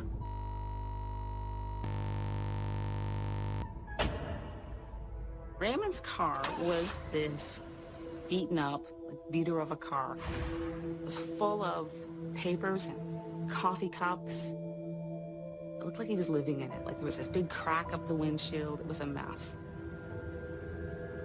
So we started heading off and he asked me, he goes, what happened back there with your friend? And I said, oh, this guy is a complete jerk. He just treats her so badly. I don't know why she puts up with it. I love her. She can do much better than that. And that's when he said to me, oh, is that what happened to you? Which totally surprised me. I hadn't talked to him at all about my personal life. And I just looked at him, I said, yeah, well, something like that. Like I wasn't about to, share my personal life with this fella, right? So anyways, we sort of winding our way back and Raymond said, oh, he goes, I just finished my meal and I'd like to have a cigarette, but my lighter's broken. And I looked down and sure enough, there was no lighter in the lighter hole. So he said to me, do you have a lighter? I had been standing outside with a lighter in my hand because I was going to have a cigarette while I waited for a taxi. And when I got into Raymond's car, I realized it was still in my hand. This is one that I want to stop it here and tell you two things. I did exactly this, where she was standing there and looking at him, and in my head, I'm here, Ted Bundy. I'm looking at this guy up and down. I'm looking at the Marine buzz. I'm thinking, okay, it was probably military, right near a military base. Not a hard guess. All these things go through my, listen, I'm one of these people. I hitchhiked while I was a teenager. I did all of these things. I'm always in places I shouldn't have been. It wasn't like I was a Susie cream cheese on the side of the road. I was going through, and I'm thinking, man, I need this ride so bad. This is a bad time. I got to get there. I'm out of your mind. And I'm looking at the guy and I'm thinking, I'm looking him up and down. Can I take him? What do I have on me? Just all these things are going through my head. And I just keep hearing Ted Bundy, because there was nothing. This guy was perfectly normal looking, except for his eyes were just this ice blue, just the eyes were incredible. But the strange things that she's starting to describe, what she's feeling, where she's like looking around and she's in the car and she's got this lighter in her hand. She won't give it to him for a light. I don't know what's so important about that in this story, but I think it is. And I don't know if it's something that it can be something so little that when he's here, he's also planting a seed of a little something else that's going to grow in time with this woman. It's not about a simple lighter. It's something else going on here. And I'm glad they included it in the story. It must have been important to her or she wouldn't have added it. But this is how it went down. But for some reason, she won't give him this lighter. She didn't want to share that with him. That's the way she's interpreting a piece of herself, I believe she says. Like, no, it's mine. You can't touch it. There was something going on there between the two on that, because again, the actor that they have reenacting this is kind of adding to it with his reaction, like he's looking at her hands, he's looking back. I don't know if that really happened in real life. She's not saying it, but I bet it did, because in most of these stories you get that kind of knowing smile, knowing look, like they know what you're thinking. And that's what I was describing before. See what you think. I'll shut up now. And I said, no, I don't. And when I said it, I thought, what am I saying that for? Like, just give the guy a light. And he's going, huh? You don't have a light? I'm like, no, sorry, Ray, I wish I could help you out. And I'm thinking to myself, just give him a lighter. So you see, he drives a bit more and he goes, oh, well, I sure would like a cigarette. And I just went, oh well. I think Raymond knew I had the lighter in my hand and didn't understand why I wouldn't pass it to him. But I think at that time, because I was so hurt, I didn't want to trust anybody to come into my space. And by then we were very close to my house, and I said, you can just stop here. Thanks for the ride. And he looked at me and he said in the kindest, most sincerest way, you know, Kelly, I'm not gonna hurt you. And it was really touching, actually. And I didn't know how to deal with that. Like I didn't know how to respond to it. And I said, yeah, I know, Ray, thanks a lot for the ride. And I got out of the car and I stepped onto the curb and I turned around to wave goodbye and there was no car there. And I went, what just happened here? There was a car and it's gone. And I listened for it and it was like 2:30 in the morning. It was really quiet. There was no traffic on the streets at all. And I would have heard a car. I didn't hear anything. I actually doubted whether I was ever in a car. It was just gone. And so I just doubted whether I was ever in a car. It was just gone. And so I just opted to go home and go to bed. When I called my girlfriend the next day and she asked where I disappeared to, and I told her Raymond had given me a ride home, it sort of revealed itself as a very mysterious event. And she's like, who? I said, well, Raymond, I was talking to him at the deli. She goes, oh, I didn't see him. Nobody else saw him except for me. My girlfriend said afterwards that was my guardian angel. And I think maybe that was true. I've often wondered why Raymond said, I'm not going to hurt you, Kelly. And I think he sensed my unwillingness to be the tiniest bit vulnerable or open. It wouldn't have hurt, I think, in hindsight, to have been friendlier and to have opened up and maybe shared some of my problems with him. After, with Raymond, I started to question myself as to why I couldn't do such a simple thing as open up my hand to somebody who needed something. And kind of think slowed things down for me a bit. Did it change my perspective on things? It may not have directly, but it may have been the start of kind of me getting a full night's sleep for the first time and kind of relaxing and just letting them guard down a little bit. If Raymond really is a guardian angel, he is aptly named. His name has dramatic origins that mean protector and counselor. But there you go. What do you think? I can sit here and tell you with a straight face that happened to me. It is incredible. So I don't know how you feel about it, what you think it was. Was it a profound moment in her life? It'd be interesting to hear what she thinks now. You know, you figure about 10 years after, you look back at something like that and you go, wow, it really did change the way I thought about stuff, the things I would accept, not accept, things I would do, not do. Was it a turning point, a fork in the road? All of those things. Because in hindsight, of course. But that happened to me. When I got out of that car, it's gray. It's a little, I couldn't even tell you what kind of car it was. It looked like an old Camaro is what it looked like. But the shape of it wasn't an old car.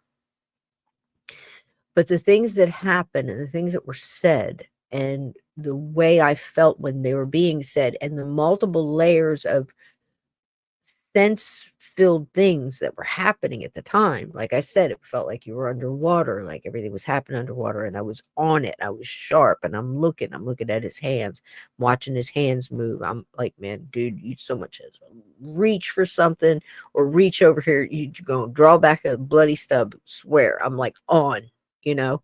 It's like I just need to get where I'm going. Just need just a little bit further, you know. That kind of stuff is going in my head. It's churning. You know, that adrenaline just beating me up, right? What are you doing? You're crazy. What are you doing? And I'm like half out the window. I mean, I'm so close to this side, and I'm just watching him, and I'm looking at everything. And he's talking, and he's the way the way his voice, I don't know how to describe it, but it was kind of like, it's totally normal, but it had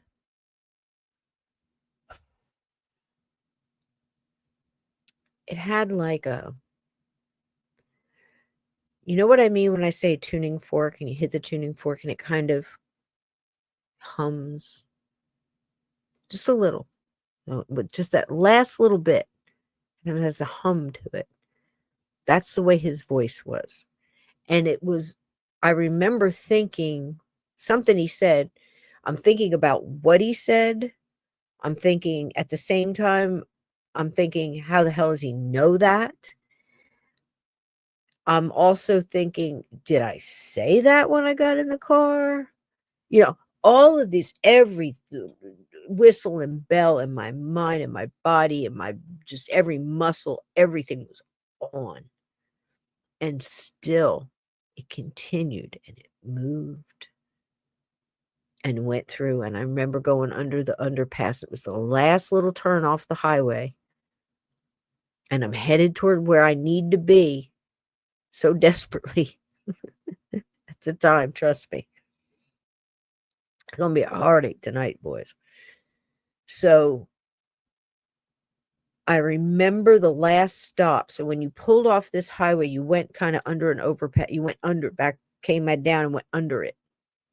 So the highways above us were in this underpass. We're at a light. And I remember looking at the light and thinking it was the longest red light of my life.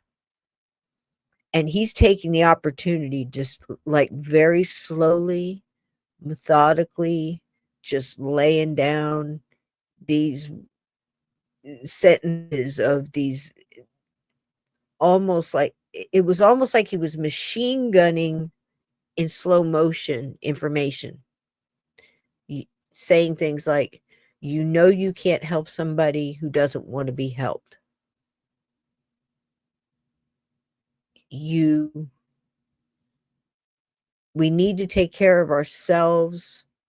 You know, just all things like this, just these, you know, these motivational bumper stickers, you know, throwing at me.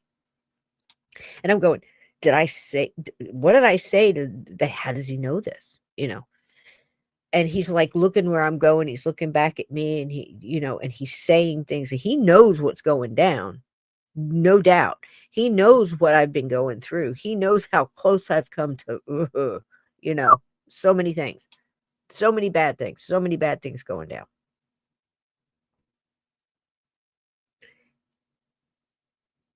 And the last thing he said to me as we're pulling into the gravel, the tires, I remember hearing the tires. And this is all in my book, and it's all very detailed. I'm just off the cuff remembering that this, you know, the story is much better in the book. I really had to go through some mental, you know, stuff to get that out as it happened. You know what I mean? Really had to dig down deep, places I didn't want to go and didn't want to revisit and all that kind of stuff. It's really emotionally draining sometimes to write a book. It's probably therapeutic as well. Who the freak knows? So anyway, I hear the tires on the gravel, and we pull up, and you know, right away, I'm in survival mode. I'm in get the mission done mode. I'm in all these things are going on. And I went the hell out of this car. I had my leg I was half out of that car before it ever stopped. I promise you that.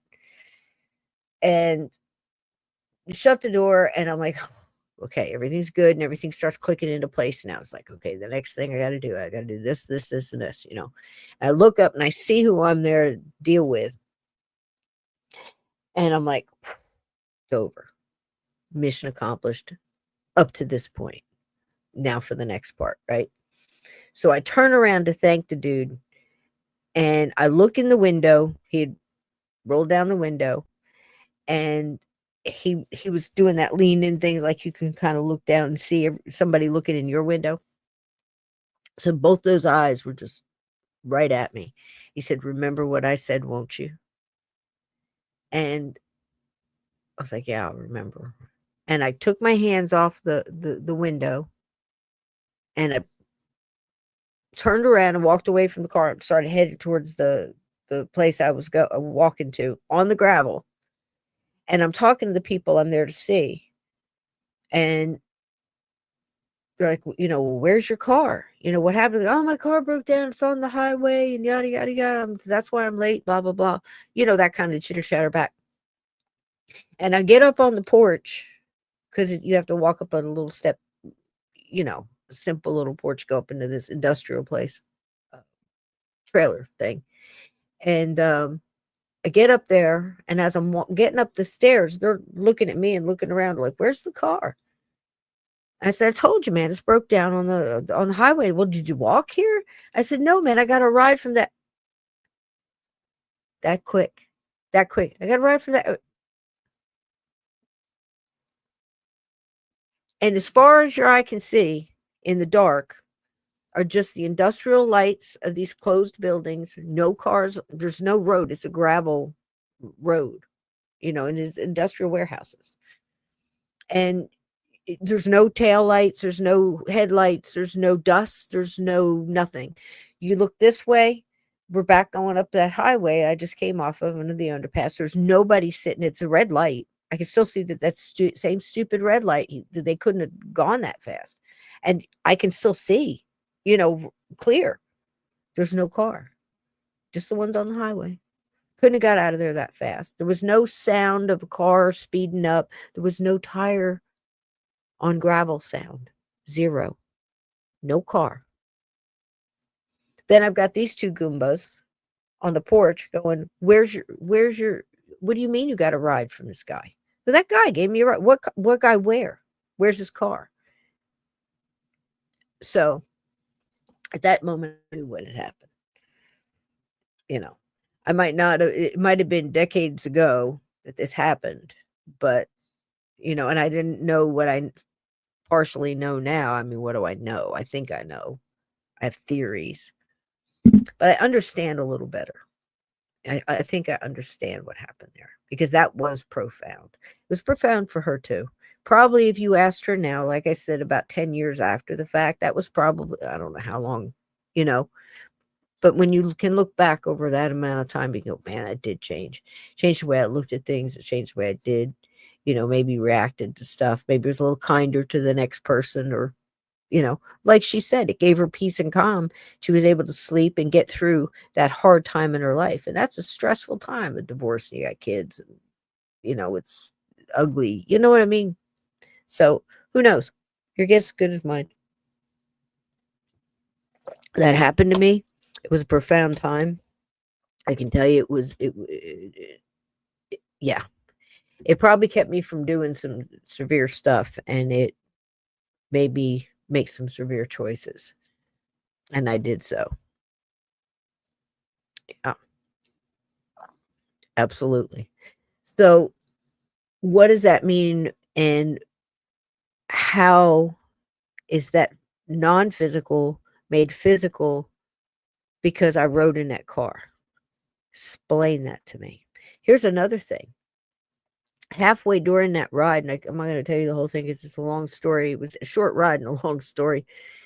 But there was a point in time when I got in the car, the first thing I did before I ever got in it was assess everything. I'm looking in the back seat. I'm looking on the floor. I'm looking at his floor by his feet. I'm looking to see if there's anything sticking out of the seat between his door and his, from what I could see. I'm looking in between, and it's got bucket seats, right? And a shifter. So I'm like, hey, and I looked down, and I remember looking down between the seats to see if there was anything stuck down there. Because if you have a gun or something else, you're going to pull it out from underneath the seats. So I was just assessing the whole situation. I looked that thing up, and like she did, she said it's full of coffee cups and this and that. This guy's car was clean. There wasn't a thing in it but him. Right? So when I'm in there, and I'm like I said, I'm against the like I was so far, I'm half out the window, so far against the side of the car.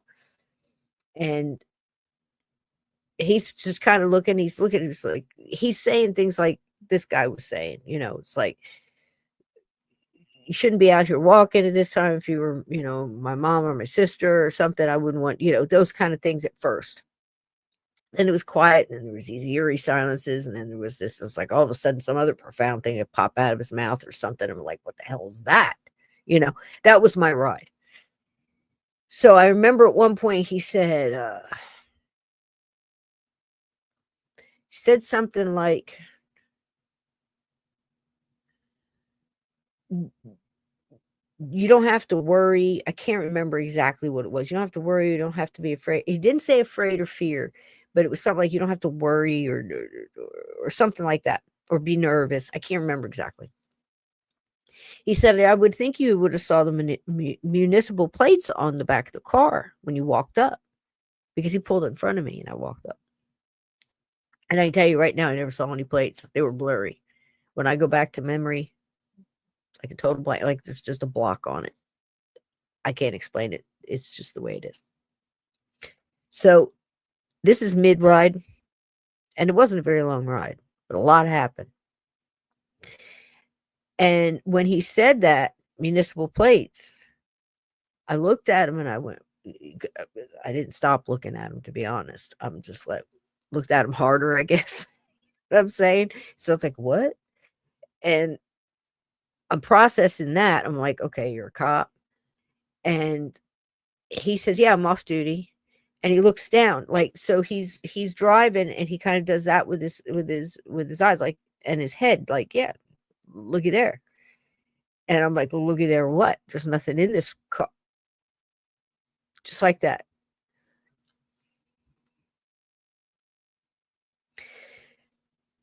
It's exactly what I did. I'm looking at him. I'm looking at him, and I say, what? I'm reacting to his look, really. And I follow his gaze, and I look down, and I'm like, and my mouth, my jaw must have actually hit my lap. That's how bad it was. I look down, and there's a wallet with the ID badge, with the badge showing, and his duty revolver stuck in between the seat and the console in the middle. It wasn't there before. Why is it there now?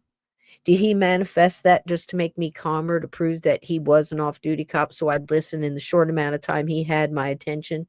Because I'm about to get out of this car. Why and how did he do that? I can't tell you, but it happened. And quite honestly, I'm riding in a car that manifested out of freaking nowhere. Now, I didn't see it come. Look, it came up like a regular car. So I can't tell you where it came from, or how, from behind me, from the highway, because it pulled in front. You know how it goes.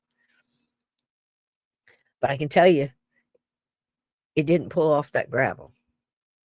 And that was 3 witnesses that can tell you that. Wow. So it wasn't there, and then it was there. So you got guns popping up out of nowhere, badges popping up out of nowhere, cars popping out of, disappearing, reappearing. I'm riding around in them. This lady's riding around them. How is that possible? How is it possible Telly Savalas did the same thing? Do we have time for one more? We do. Okay. Which one do I want to show you? Which one? Let's see what's on the back end of this one. There is one that really displays this in an amazing manner. And we saw it last week. We saw the gentleman that woke up and had the nasty gargoyle thing sitting on his chest, pulled the cross off the chain, didn't Didn't love you, Scott. Love y'all. Didn't break the hoop. There was no way that the cross could have come off the chain. Chain wasn't broke, and the jump ring wasn't broken either. So the cross came off the chain. It's not physically possible. So he also went through the whole thing is, why did this happen at my time? How did it change me? What was I going through at the time? Those kind of things. Telly Savalas, well, he was out of gas. That's the only thing that he mentioned, that he was out. He was in need. You know, he had a time of need. He could have walked the gas. He could have survived. His life wasn't in danger. Maybe was. We don't know what was on the road ahead. We don't know. We're just guessing, right? So there's another one that we've watched several times on my show, because I think it's just a perfect ghost story. I just love it so much.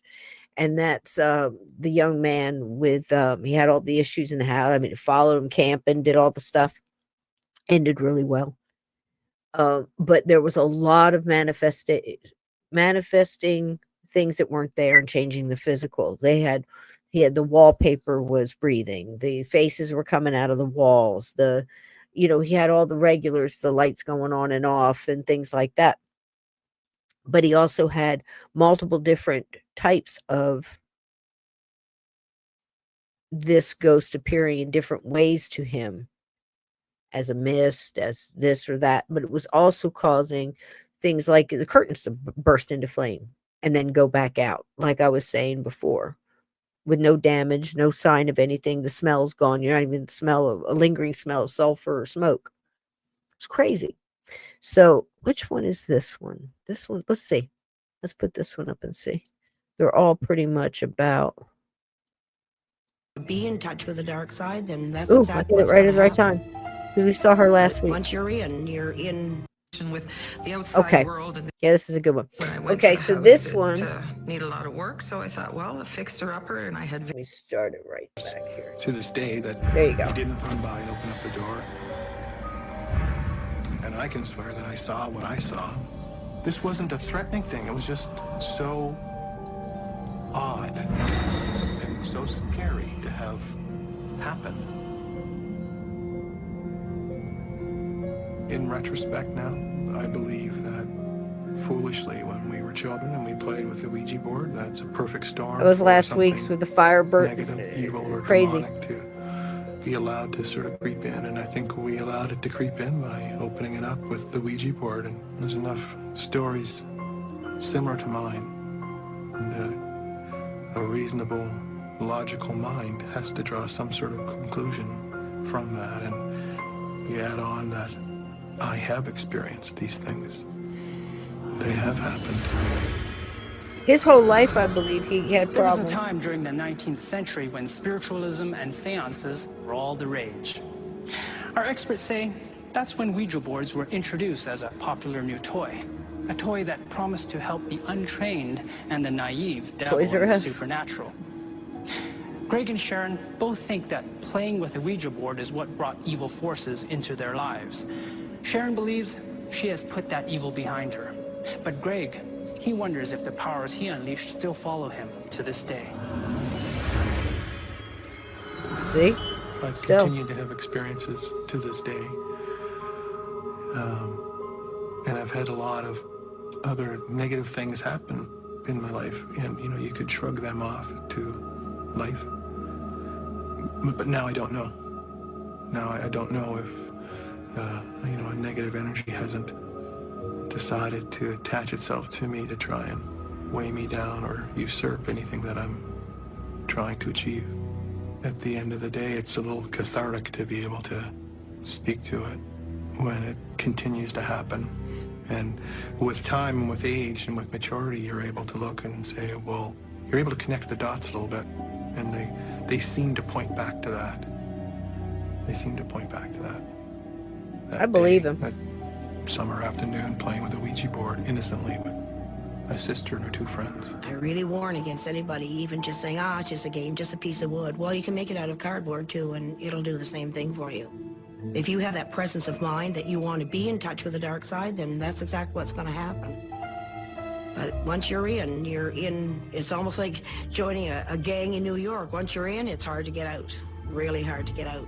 So it really took years to finally get to that point where I feel that we're free. So always watching out for it, though. Always watching out. Right?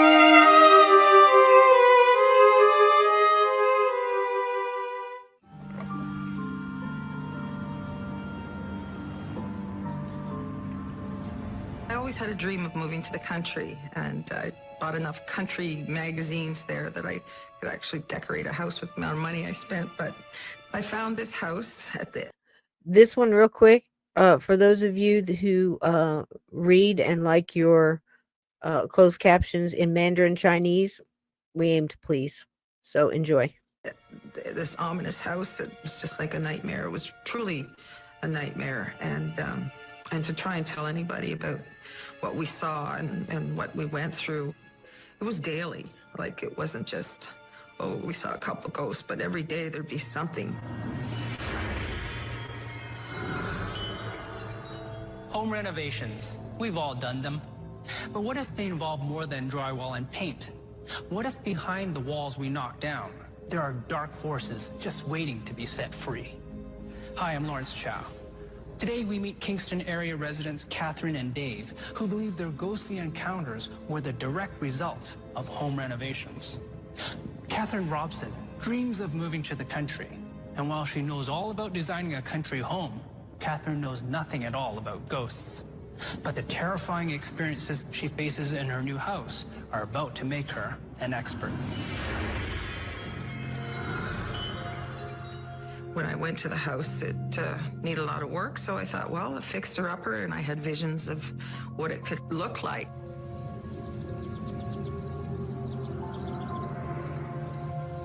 I brought my best friend who had been living with me to help me raise this brood of kids, so we went to take a look at it, and she just shook her head, and there's no way I'm coming to move in with you. This is just wrong. I don't want you to do this. She got evil vibes from it, and she was refusing to move in there. But I went ahead anyways. We started immediately to cause a lot of problems. We had things happen right away that started to wreck the house. Like, there was something about this house that it was like destructive in some ways. Anything in the kitchen area that would occur would happen around the stove. We found as we were renovating that corner and had moved the stove, what we thought we'd opened up was to a portal, because that released the evil spirits. At that point, the smells would start to come up through, and badness sort of took over the house. All the evil that was in the basement sort of coming to the surface. And lots of things would start happening, like in that particular corner was the worst. This is where most of the poltergeist activity would take place. What happened with her cooking, or what happened with the missing pot lid and the bottles that fall. It was bad. Nothing was good from that moment on. The next day, something bad's happening. The next day, and in combination with the outside world and the inside world. But with the house, yeah, it was showing itself to us. That's when we felt the worst part that came after that. And it continued from that point on. And that's when we all fell apart.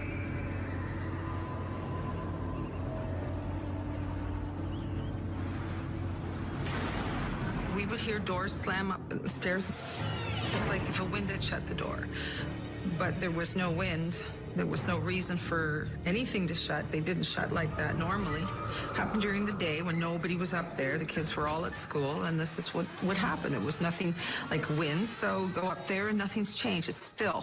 This had never happened to me before. I'd never seen ghosts. I didn't believe in all of this, nonsense is what I thought it was. Until, my friend and I would be sitting at this big kitchen table there.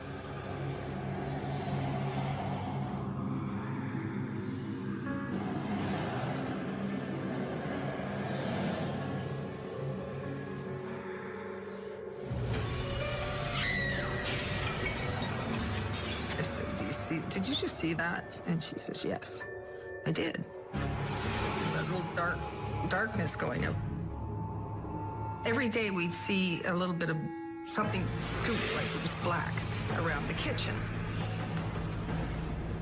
And it was presented itself with black figures all the time. It didn't matter what was time of day or what situation it was in. You'd see something running. It's just like they were scooting. Disappears fast, appears fast. It's almost teasing you. When we were seeing all these apparitions and things were happening, we sort of put them together. And so we started to, talk about the ghosts we actually would see. And everything seemed to stem from that one corner. We couldn't wait to get out of there.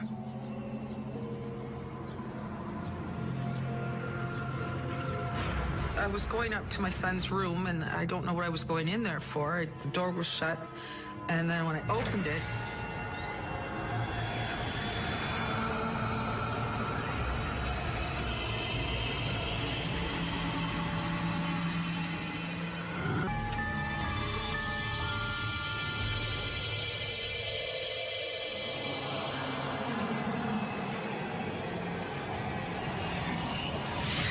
when we were seeing all these apparitions and things were happening, we sort of put them together, and everything seemed to stem from that one corner.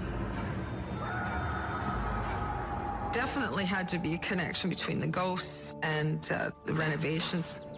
But I think the more we took things apart, the more we released the evil activity.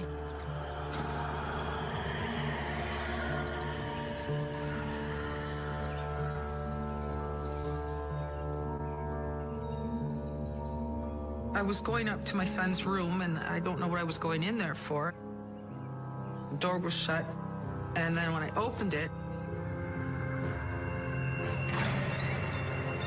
I saw the ghost, and it was of a woman, had a little tiny pointed nose, her hair pulled back in a bun, black top on, black skirt, with black leather boots that would be worn at morning time. I think if somebody had died, this is what you would wear.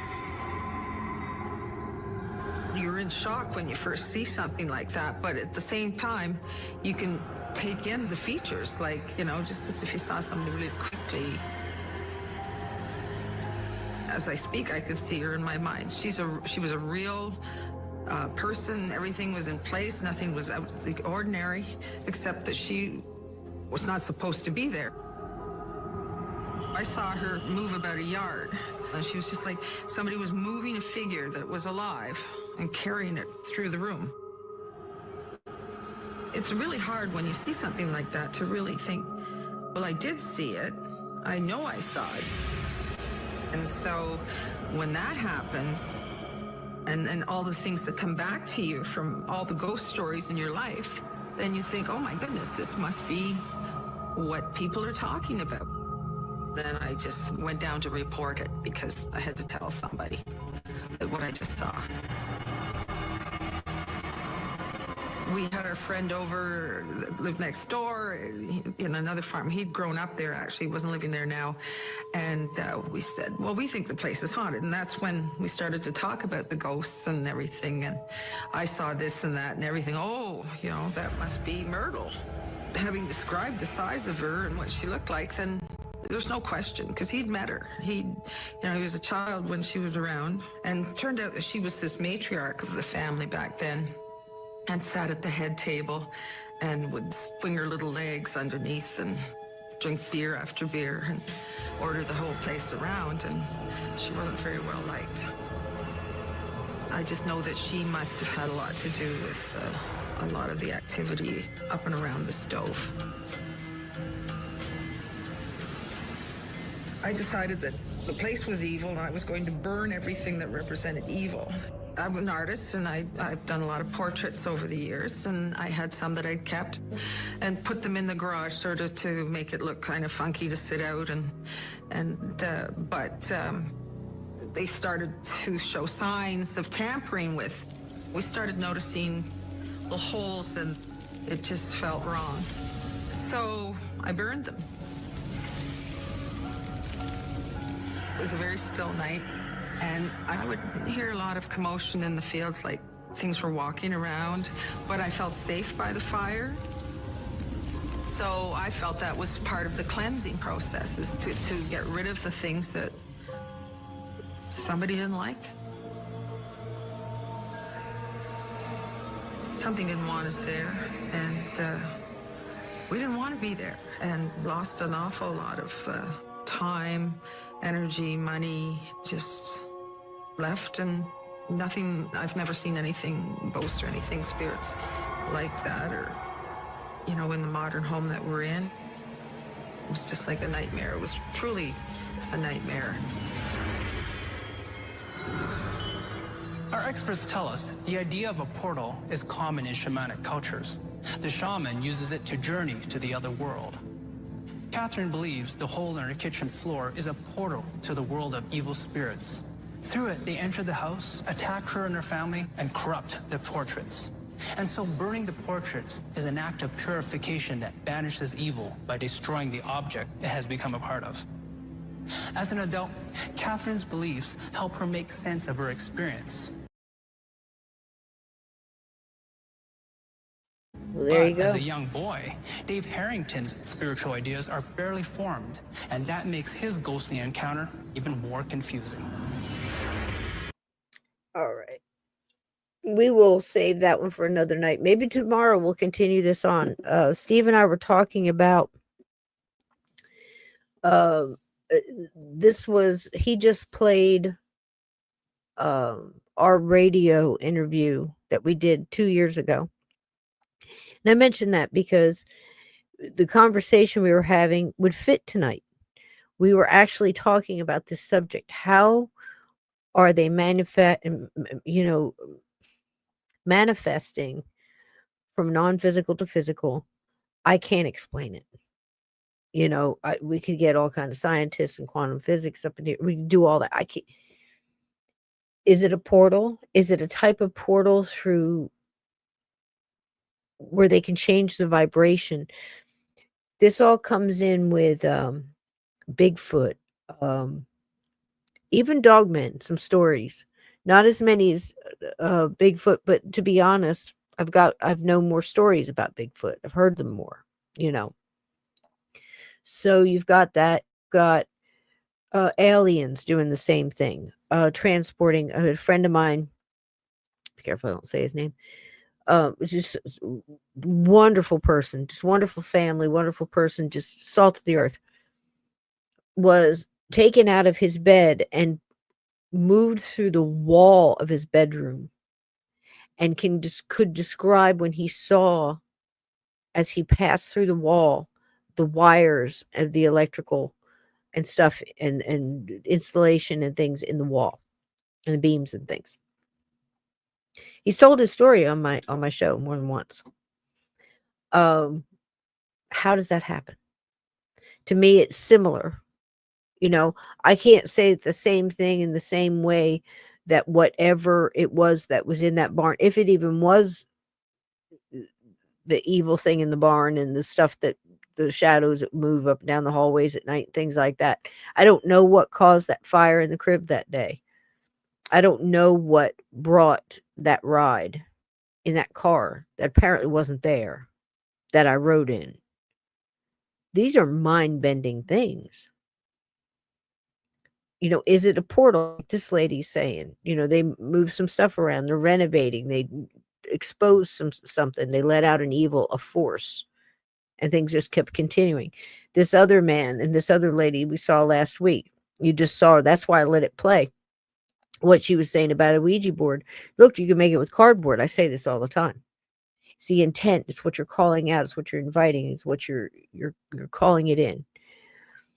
But how do those things that you've called in create these visuals that are so real, like the man's face peeling off in Poltergeist? This is, again, good reason why we watch these movies on Tuesdays, because I can say that, and those that have joined us on those Tuesdays know the reference I'm making, and it clicks, and it makes a much more profound, something for you to put on your shelf, in case you need it later, right? You've got a couple things to put together that give you a really good source to sort out your next case, or maybe your next experience, or the next ghost story you hear and you go, man, that matches up with that other one just so well.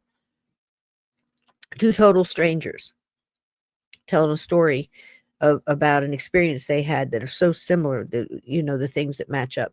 And that's when I like it. That's when the paranormal, I was telling Steve during that interview I was listening to, I love talking to Steve because we'll just throw stuff back and forth. And we were talking about something called the paranormal parallel, and where everything is kind of matching up. If you back up far enough and you look at it all, and you can throw in dogmen and cryptids and Bigfoot and aliens and everything all in there, because if they're all going telepathic and they're all doing these things and they're all manifesting these illusions and these creations of physical objects that weren't there a second ago, and then poof, gone again, or events happening, or make you feel something to make you feel like they felt when they were dying, that they were being choked. I've experienced that as well as other things, pains that you'll have, or a melancholia, or deep depression, or great sadness. All of a sudden, walking into Gettysburg battlefield,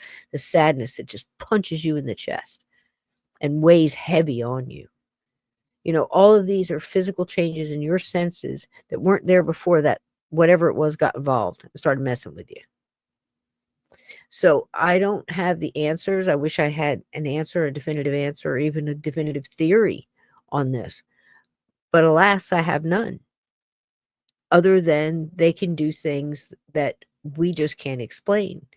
And the mind-boggling thing on top of all that, the cherry on top of it, is I cannot tell you why I can't sit here and move that refrigerator, or bang those cabinets, or make a sound, or make you hear footsteps coming down the stairs, or any of these things while I'm sitting here. I wouldn't have a clue on how to do that.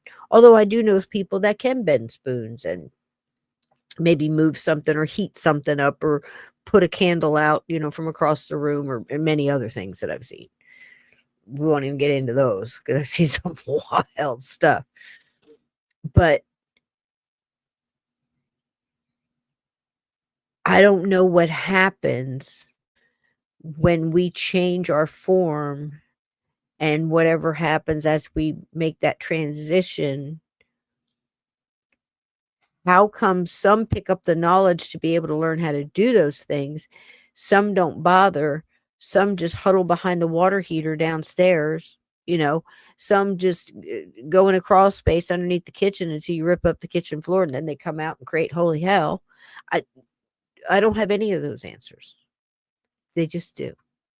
And it seems to be going on. And it's happened to some of you. It's happened to me. And we're just looking for, it's this big WTF. And we're just, trying to sort it out. Because I can't find that link. I can't figure out what happens between, I think the closest thing, and again, a movie we watched, and we learned so lot. That chat was on fire that night. We were enjoying it because there was so much in the movie Ghost that I feel really portrays some of those ghosts go through. And one of those scenes was the ghost where Patrick Swayze was on the train and he's trying to learn how to move stuff. How do I let him know I'm there? How do I move this? How do I kick this can? And the angry, fed up ghost is trying to teach him. And he's like, you're trying too hard. You're thinking about it too much. You just do it. That was probably one of the closest things to really trying to understand what a ghost goes through. Much like when I started this conversation with just my intro, where you see that ghost standing at the end of the hallway, looking out the window. What's he looking at? What's he thinking about? What's going on in his mind? How big is the cage he's built for himself? Can he leave that house? Why is he choosing to stay there? And what is he looking at? Is it the new people pulling up in the driveway? And how do they feel about it? So it's really interesting to look at all those different ways. The movie The Others gives a good portrayal on the vantage point of the ghost, and there's others. There play on words there, but there are other movies. The one we watched, The House That Would Not Die, starts out like that. It's the ghost moving through the house and feels like there's a change. So you see it from the ghost van. You never see the ghost. You see from the wonderful cinematography in that movie for 1978, I think it was. But the ghost moving through the house and noticing the people pulling up in the driveway. And there's other ones that start out like that too. I always think that's an interesting way from the vantage point of the ghost, because again, how do they find that out? When you get to the other side, is there a manual, like an instruction manual? You open it up and go, hey, if you want to learn how to bang cabinet doors, you have to do this, this, and this. You know, if you want to get their attention, bang on a wall. You know, when they tell you to knock twice for this, you do that. Do that until they get tired of asking you, and then they'll just leave. You know, you're not going to resolve anything. They're just going to get it on their tapes, and then they're going to leave. And, you know, where's the ghost rule book? I don't know. I don't know that there is one, but obviously they can do some things and can't do others. How they can do this, I don't know. Maybe we're not supposed to know. But there's other stuff out there, and we're not really sure. I don't know. I'm kind of at the point where I believe they exist somewhere. I think, and I don't mean, and I've said this before because I've done many shows on vampires, but I don't know where you sit, where you think, oh, it's just all hooey and just some made up stuff, and it could very well be. And then you can say, well, there's actual living beings that believe they're vampires and live like vampires and do vampire things. I'm not talking about them. I'm talking about, do you think that vampires ever have really existed? The type of vampires that we're talking about, your Salem's Lot vampires, your that kind of, maybe your Dracula, you know, needs a guard during the day, your Renfield character, you know, to keep things going during the day and handle the daily whatever. Just guard the casket while he sleeps and wakes up at night and roams the village and kills at will. You know, do these things exist? Do you believe some of these old stories from old Romania and just Tasmania? Just amazing, some of these stories. I think Dracula hits it probably the best. I've talked about that before too. I mean, Gary Oldman's portrayal in that, every phase of Dracula that he played was amazing, in my opinion. I think the movie was long, drawn out, and boring, but he made it. If it wasn't for, you know, his performance there, if it had been somebody else, I probably wouldn't have watched it more than once. But that's just being honest. It's just the way it was, you know. I know they were going for the period piece and all that, and there were some moments. But I also believe the same for Interview with a Vampire. And to me, those vampires in there, and I've said it before, I'll say it again, they were so reluctant. They were just so needy. They were so whiny. I never bought Tom Cruise as a vampire. I'm not like, stop already. You know, the best vampire in that movie was Antonio Banderas. He had it down. He probably showed up. He said, where's my costume? He put it on, and he was a vampire. He was the best vampire in that. The little girl, annoying, creepy. Okay. She wasn't creepy enough to override the annoying for me, just being honest. And Brad Pitt playing this reluctant. So I got, you know, I'm just going to eat a poodle. You know, I don't want to kill anybody. I don't want this. This is so horrible. It was just, the whole thing was so whiny. I'm sorry, Anne Rice. It's a masterpiece, I'm sure. I mean, the historical stuff, the brocades, the cinematography, all that stuff, the historic, you know, I'm sure I would appreciate it more if I knew all the novels, but the hype and everything else. But there's some really good ones out there. Some were you're going to reach back and you're going to grab some of these old movies that, I was like this with Fright Night. It wasn't quite like I remembered it to be. It was really kind of cheesy. It felt more like House. Came out in that period of time where it was just like lots of slime and gore and Evil Dead kind of feel. That kind of the way it was filmed. And then you have your deep, dark, well thought through, and I hate to say it, but I think the first time I read it, I didn't really get it the way it was presented, but I read it really young. It was one of the first Stephen King novels I read, and that was Salem's Lot, Shining, of course, all those. But the movie, the original that was done by Salem's Lot was very, very good. If you go back and look at it again, we might watch that one. And I appreciate everybody sending me links and everything else. I've got them all in a queue. But what I'm also trying to do is match up the movie in some way to some kind of a structured release too. I'm trying to get like some of the campy ones out of the way. I want to do a more of an epic one. But again, when you name epic Dracula movies, you've got Dracula, Interview with the Vampire, name them off. We've all been naming them. 30 Days and Nights, all these different ones. So I'm picking and poking around. And when I find one that I forgot about, like Near Dark, I had to play that one. That was great. Bill Paxton. I love Bill Paxton and so many things that he's done. Twister, so many. God bless him. And he was also, believe it or not, Bill Paxton, to tie into the JFK whole series that's just about done. Bill Paxton was there. He was on his dad's shoulders at was it Dealey Plaza or Fort Worth? It might have been Fort Worth. Nope. I think he was in Dallas. So he must have been like outside to greet when he came out after this breakfast speech or something like that. But anyway, there's a picture out there with little Bill Paxton on his dad's shoulders at Dallas, listening to Kennedy speak in Dallas, 1963, November 22nd. So just a fun fact. So when I dig around and I find a movie that I forgot, I get so excited. I'm excited about this one that we're going to watch Tuesday night. I recently found it and I'd forgotten about it, and I don't know how I could have, but it's different. It's a little bit different. It's it's campy, and they kind of lean on the maybe a little bit.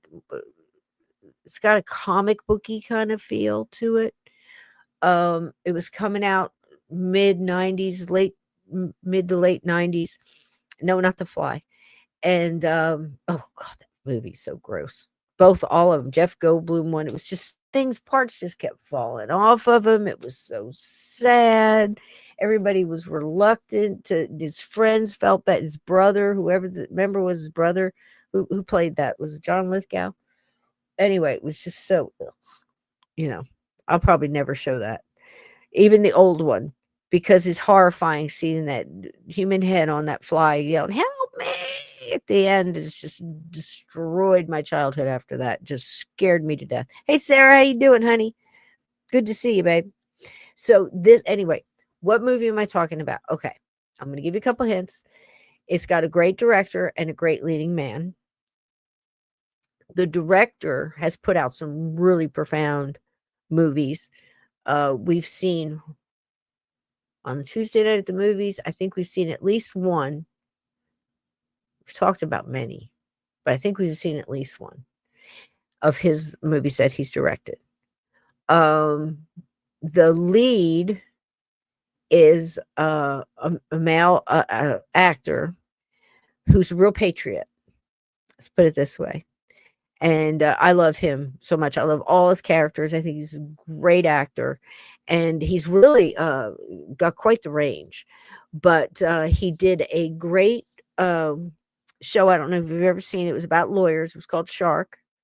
He was in dozen movies that were just absolutely fantastic. And I don't know if you guys are getting it with the clues. I don't know how many clues to give you.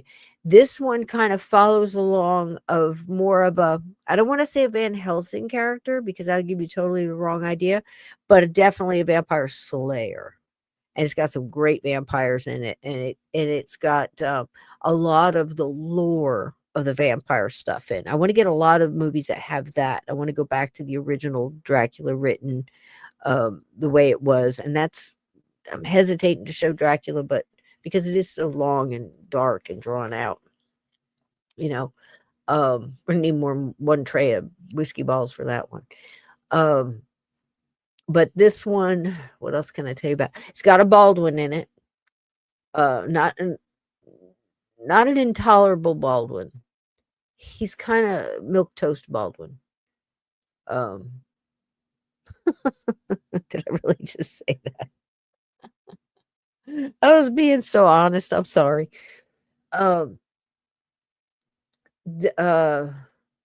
Was he in? I think it was the same one that was. I can't remember if it was Daniel or the other one. But I think it was the same one that was in Harley Davidson and Marlboro Man, which was an outstanding movie, by the way, if you've never seen it. We'll have to have old campy movie month or something. We'll have to show that one because it's not paranormal, but I'll find a way to wedge it in because it's got Harleys and it's got Mickey Rourke before he lost his damn mind and his face. Okay, I don't think I can come up with any more clues. It's got some great new, like, proppy kind of vampire things. No, it's not Buffy the Vampire Slayer. That's a great guess, though. That is a good guess. But no, I didn't, you know what? I didn't even consider that. I'm sure there's a movie that goes with that. Is it Daniel? Yep. Yes. There it is. There it is. Yep. Isn't it a good one? Froze, I forgot totally about this, man. And then I'm like, how could I forget James Woods? I love James Woods. And he plays a real campy kind of role in this. I think, does it feel comic booky to you in a little bit? Kind of like, not as much as, Nicolas Cage, Skull Heads on Fire, Motorcycle, the hell is the name of that movie? Sam Elliott. Great part he plays in that. I can't remember. Throw it up in the chat. I forgot the name of the movie. But anyway, it's not as comic booky feeling as that, and definitely not as much as some of the other ones. But it does have a kind of a feel to it. So I don't know. What do you think? But anyway, that's what we're watching. Blade Runner's not a bad one. But we are watching this one. I'll play you a little. How about a little trailer? Tuesday night, folks. Be there, be square.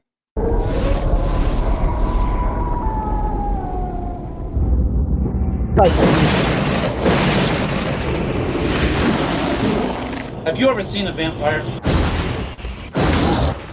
Forget whatever you've seen in the movies. It's not like they're seducing everybody in sight with cheesy Eurotrash accents, all right? They don't turn into bats. Crosses don't work. Yes. If you want to kill one, you drive a wooden stake right through his heart.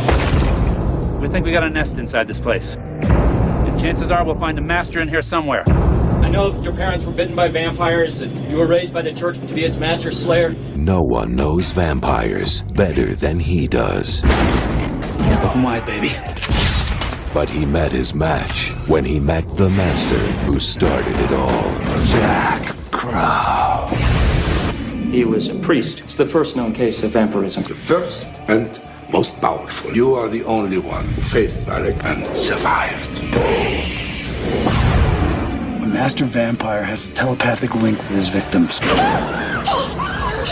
You're gonna help us find him. I really liked her in this too. I thought she did a great For 600 job. years, Valak has wanted to live in the daylight. A master vampire able to walk in the sun, That was unstoppable. great. Biggest nest of blood drinking mothers the world has ever known. Time to kill some vampires. Always time for that.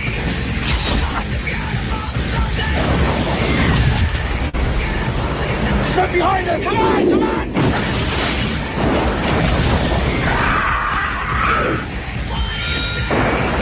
You can't kill me. James Woods. Go ahead, James. From the master of terror comes a new breed of evil. John Carpenter's vampires. You never told me they could do that. I didn't know they could do that. 98. 98. Wow. All right. Well, that's what you got waiting for you Tuesday. If you are a follower over there on Rumble, it's absolutely free. You do not have to be a member. You don't have to do anything or, download the app, whatever. And oh shit, I hate it when it does that. So just come over there Tuesday night, 8:30. We will watch a movie. We'll hang out in the chat. We'll talk about the movie. We'll enjoy the movie together. We'll have snacks and drink probably some tea, with or without a tea bag. You know, you be the judge. It's your choice. It's your tea, right? Okay. Or coffee or whatever else you're drinking. We're not judging. So I hope you'll be here. And I hope that we had some more ideas and maybe a couple of different ways of thinking about what we've been talking about this night and part 1. Could go on to part 3, part 4, part 5, and we could just keep pulling this apart. But eventually we're going to pull on the right thread to get some answers on this. Trying to sort how there's more to it than just mass hallucination.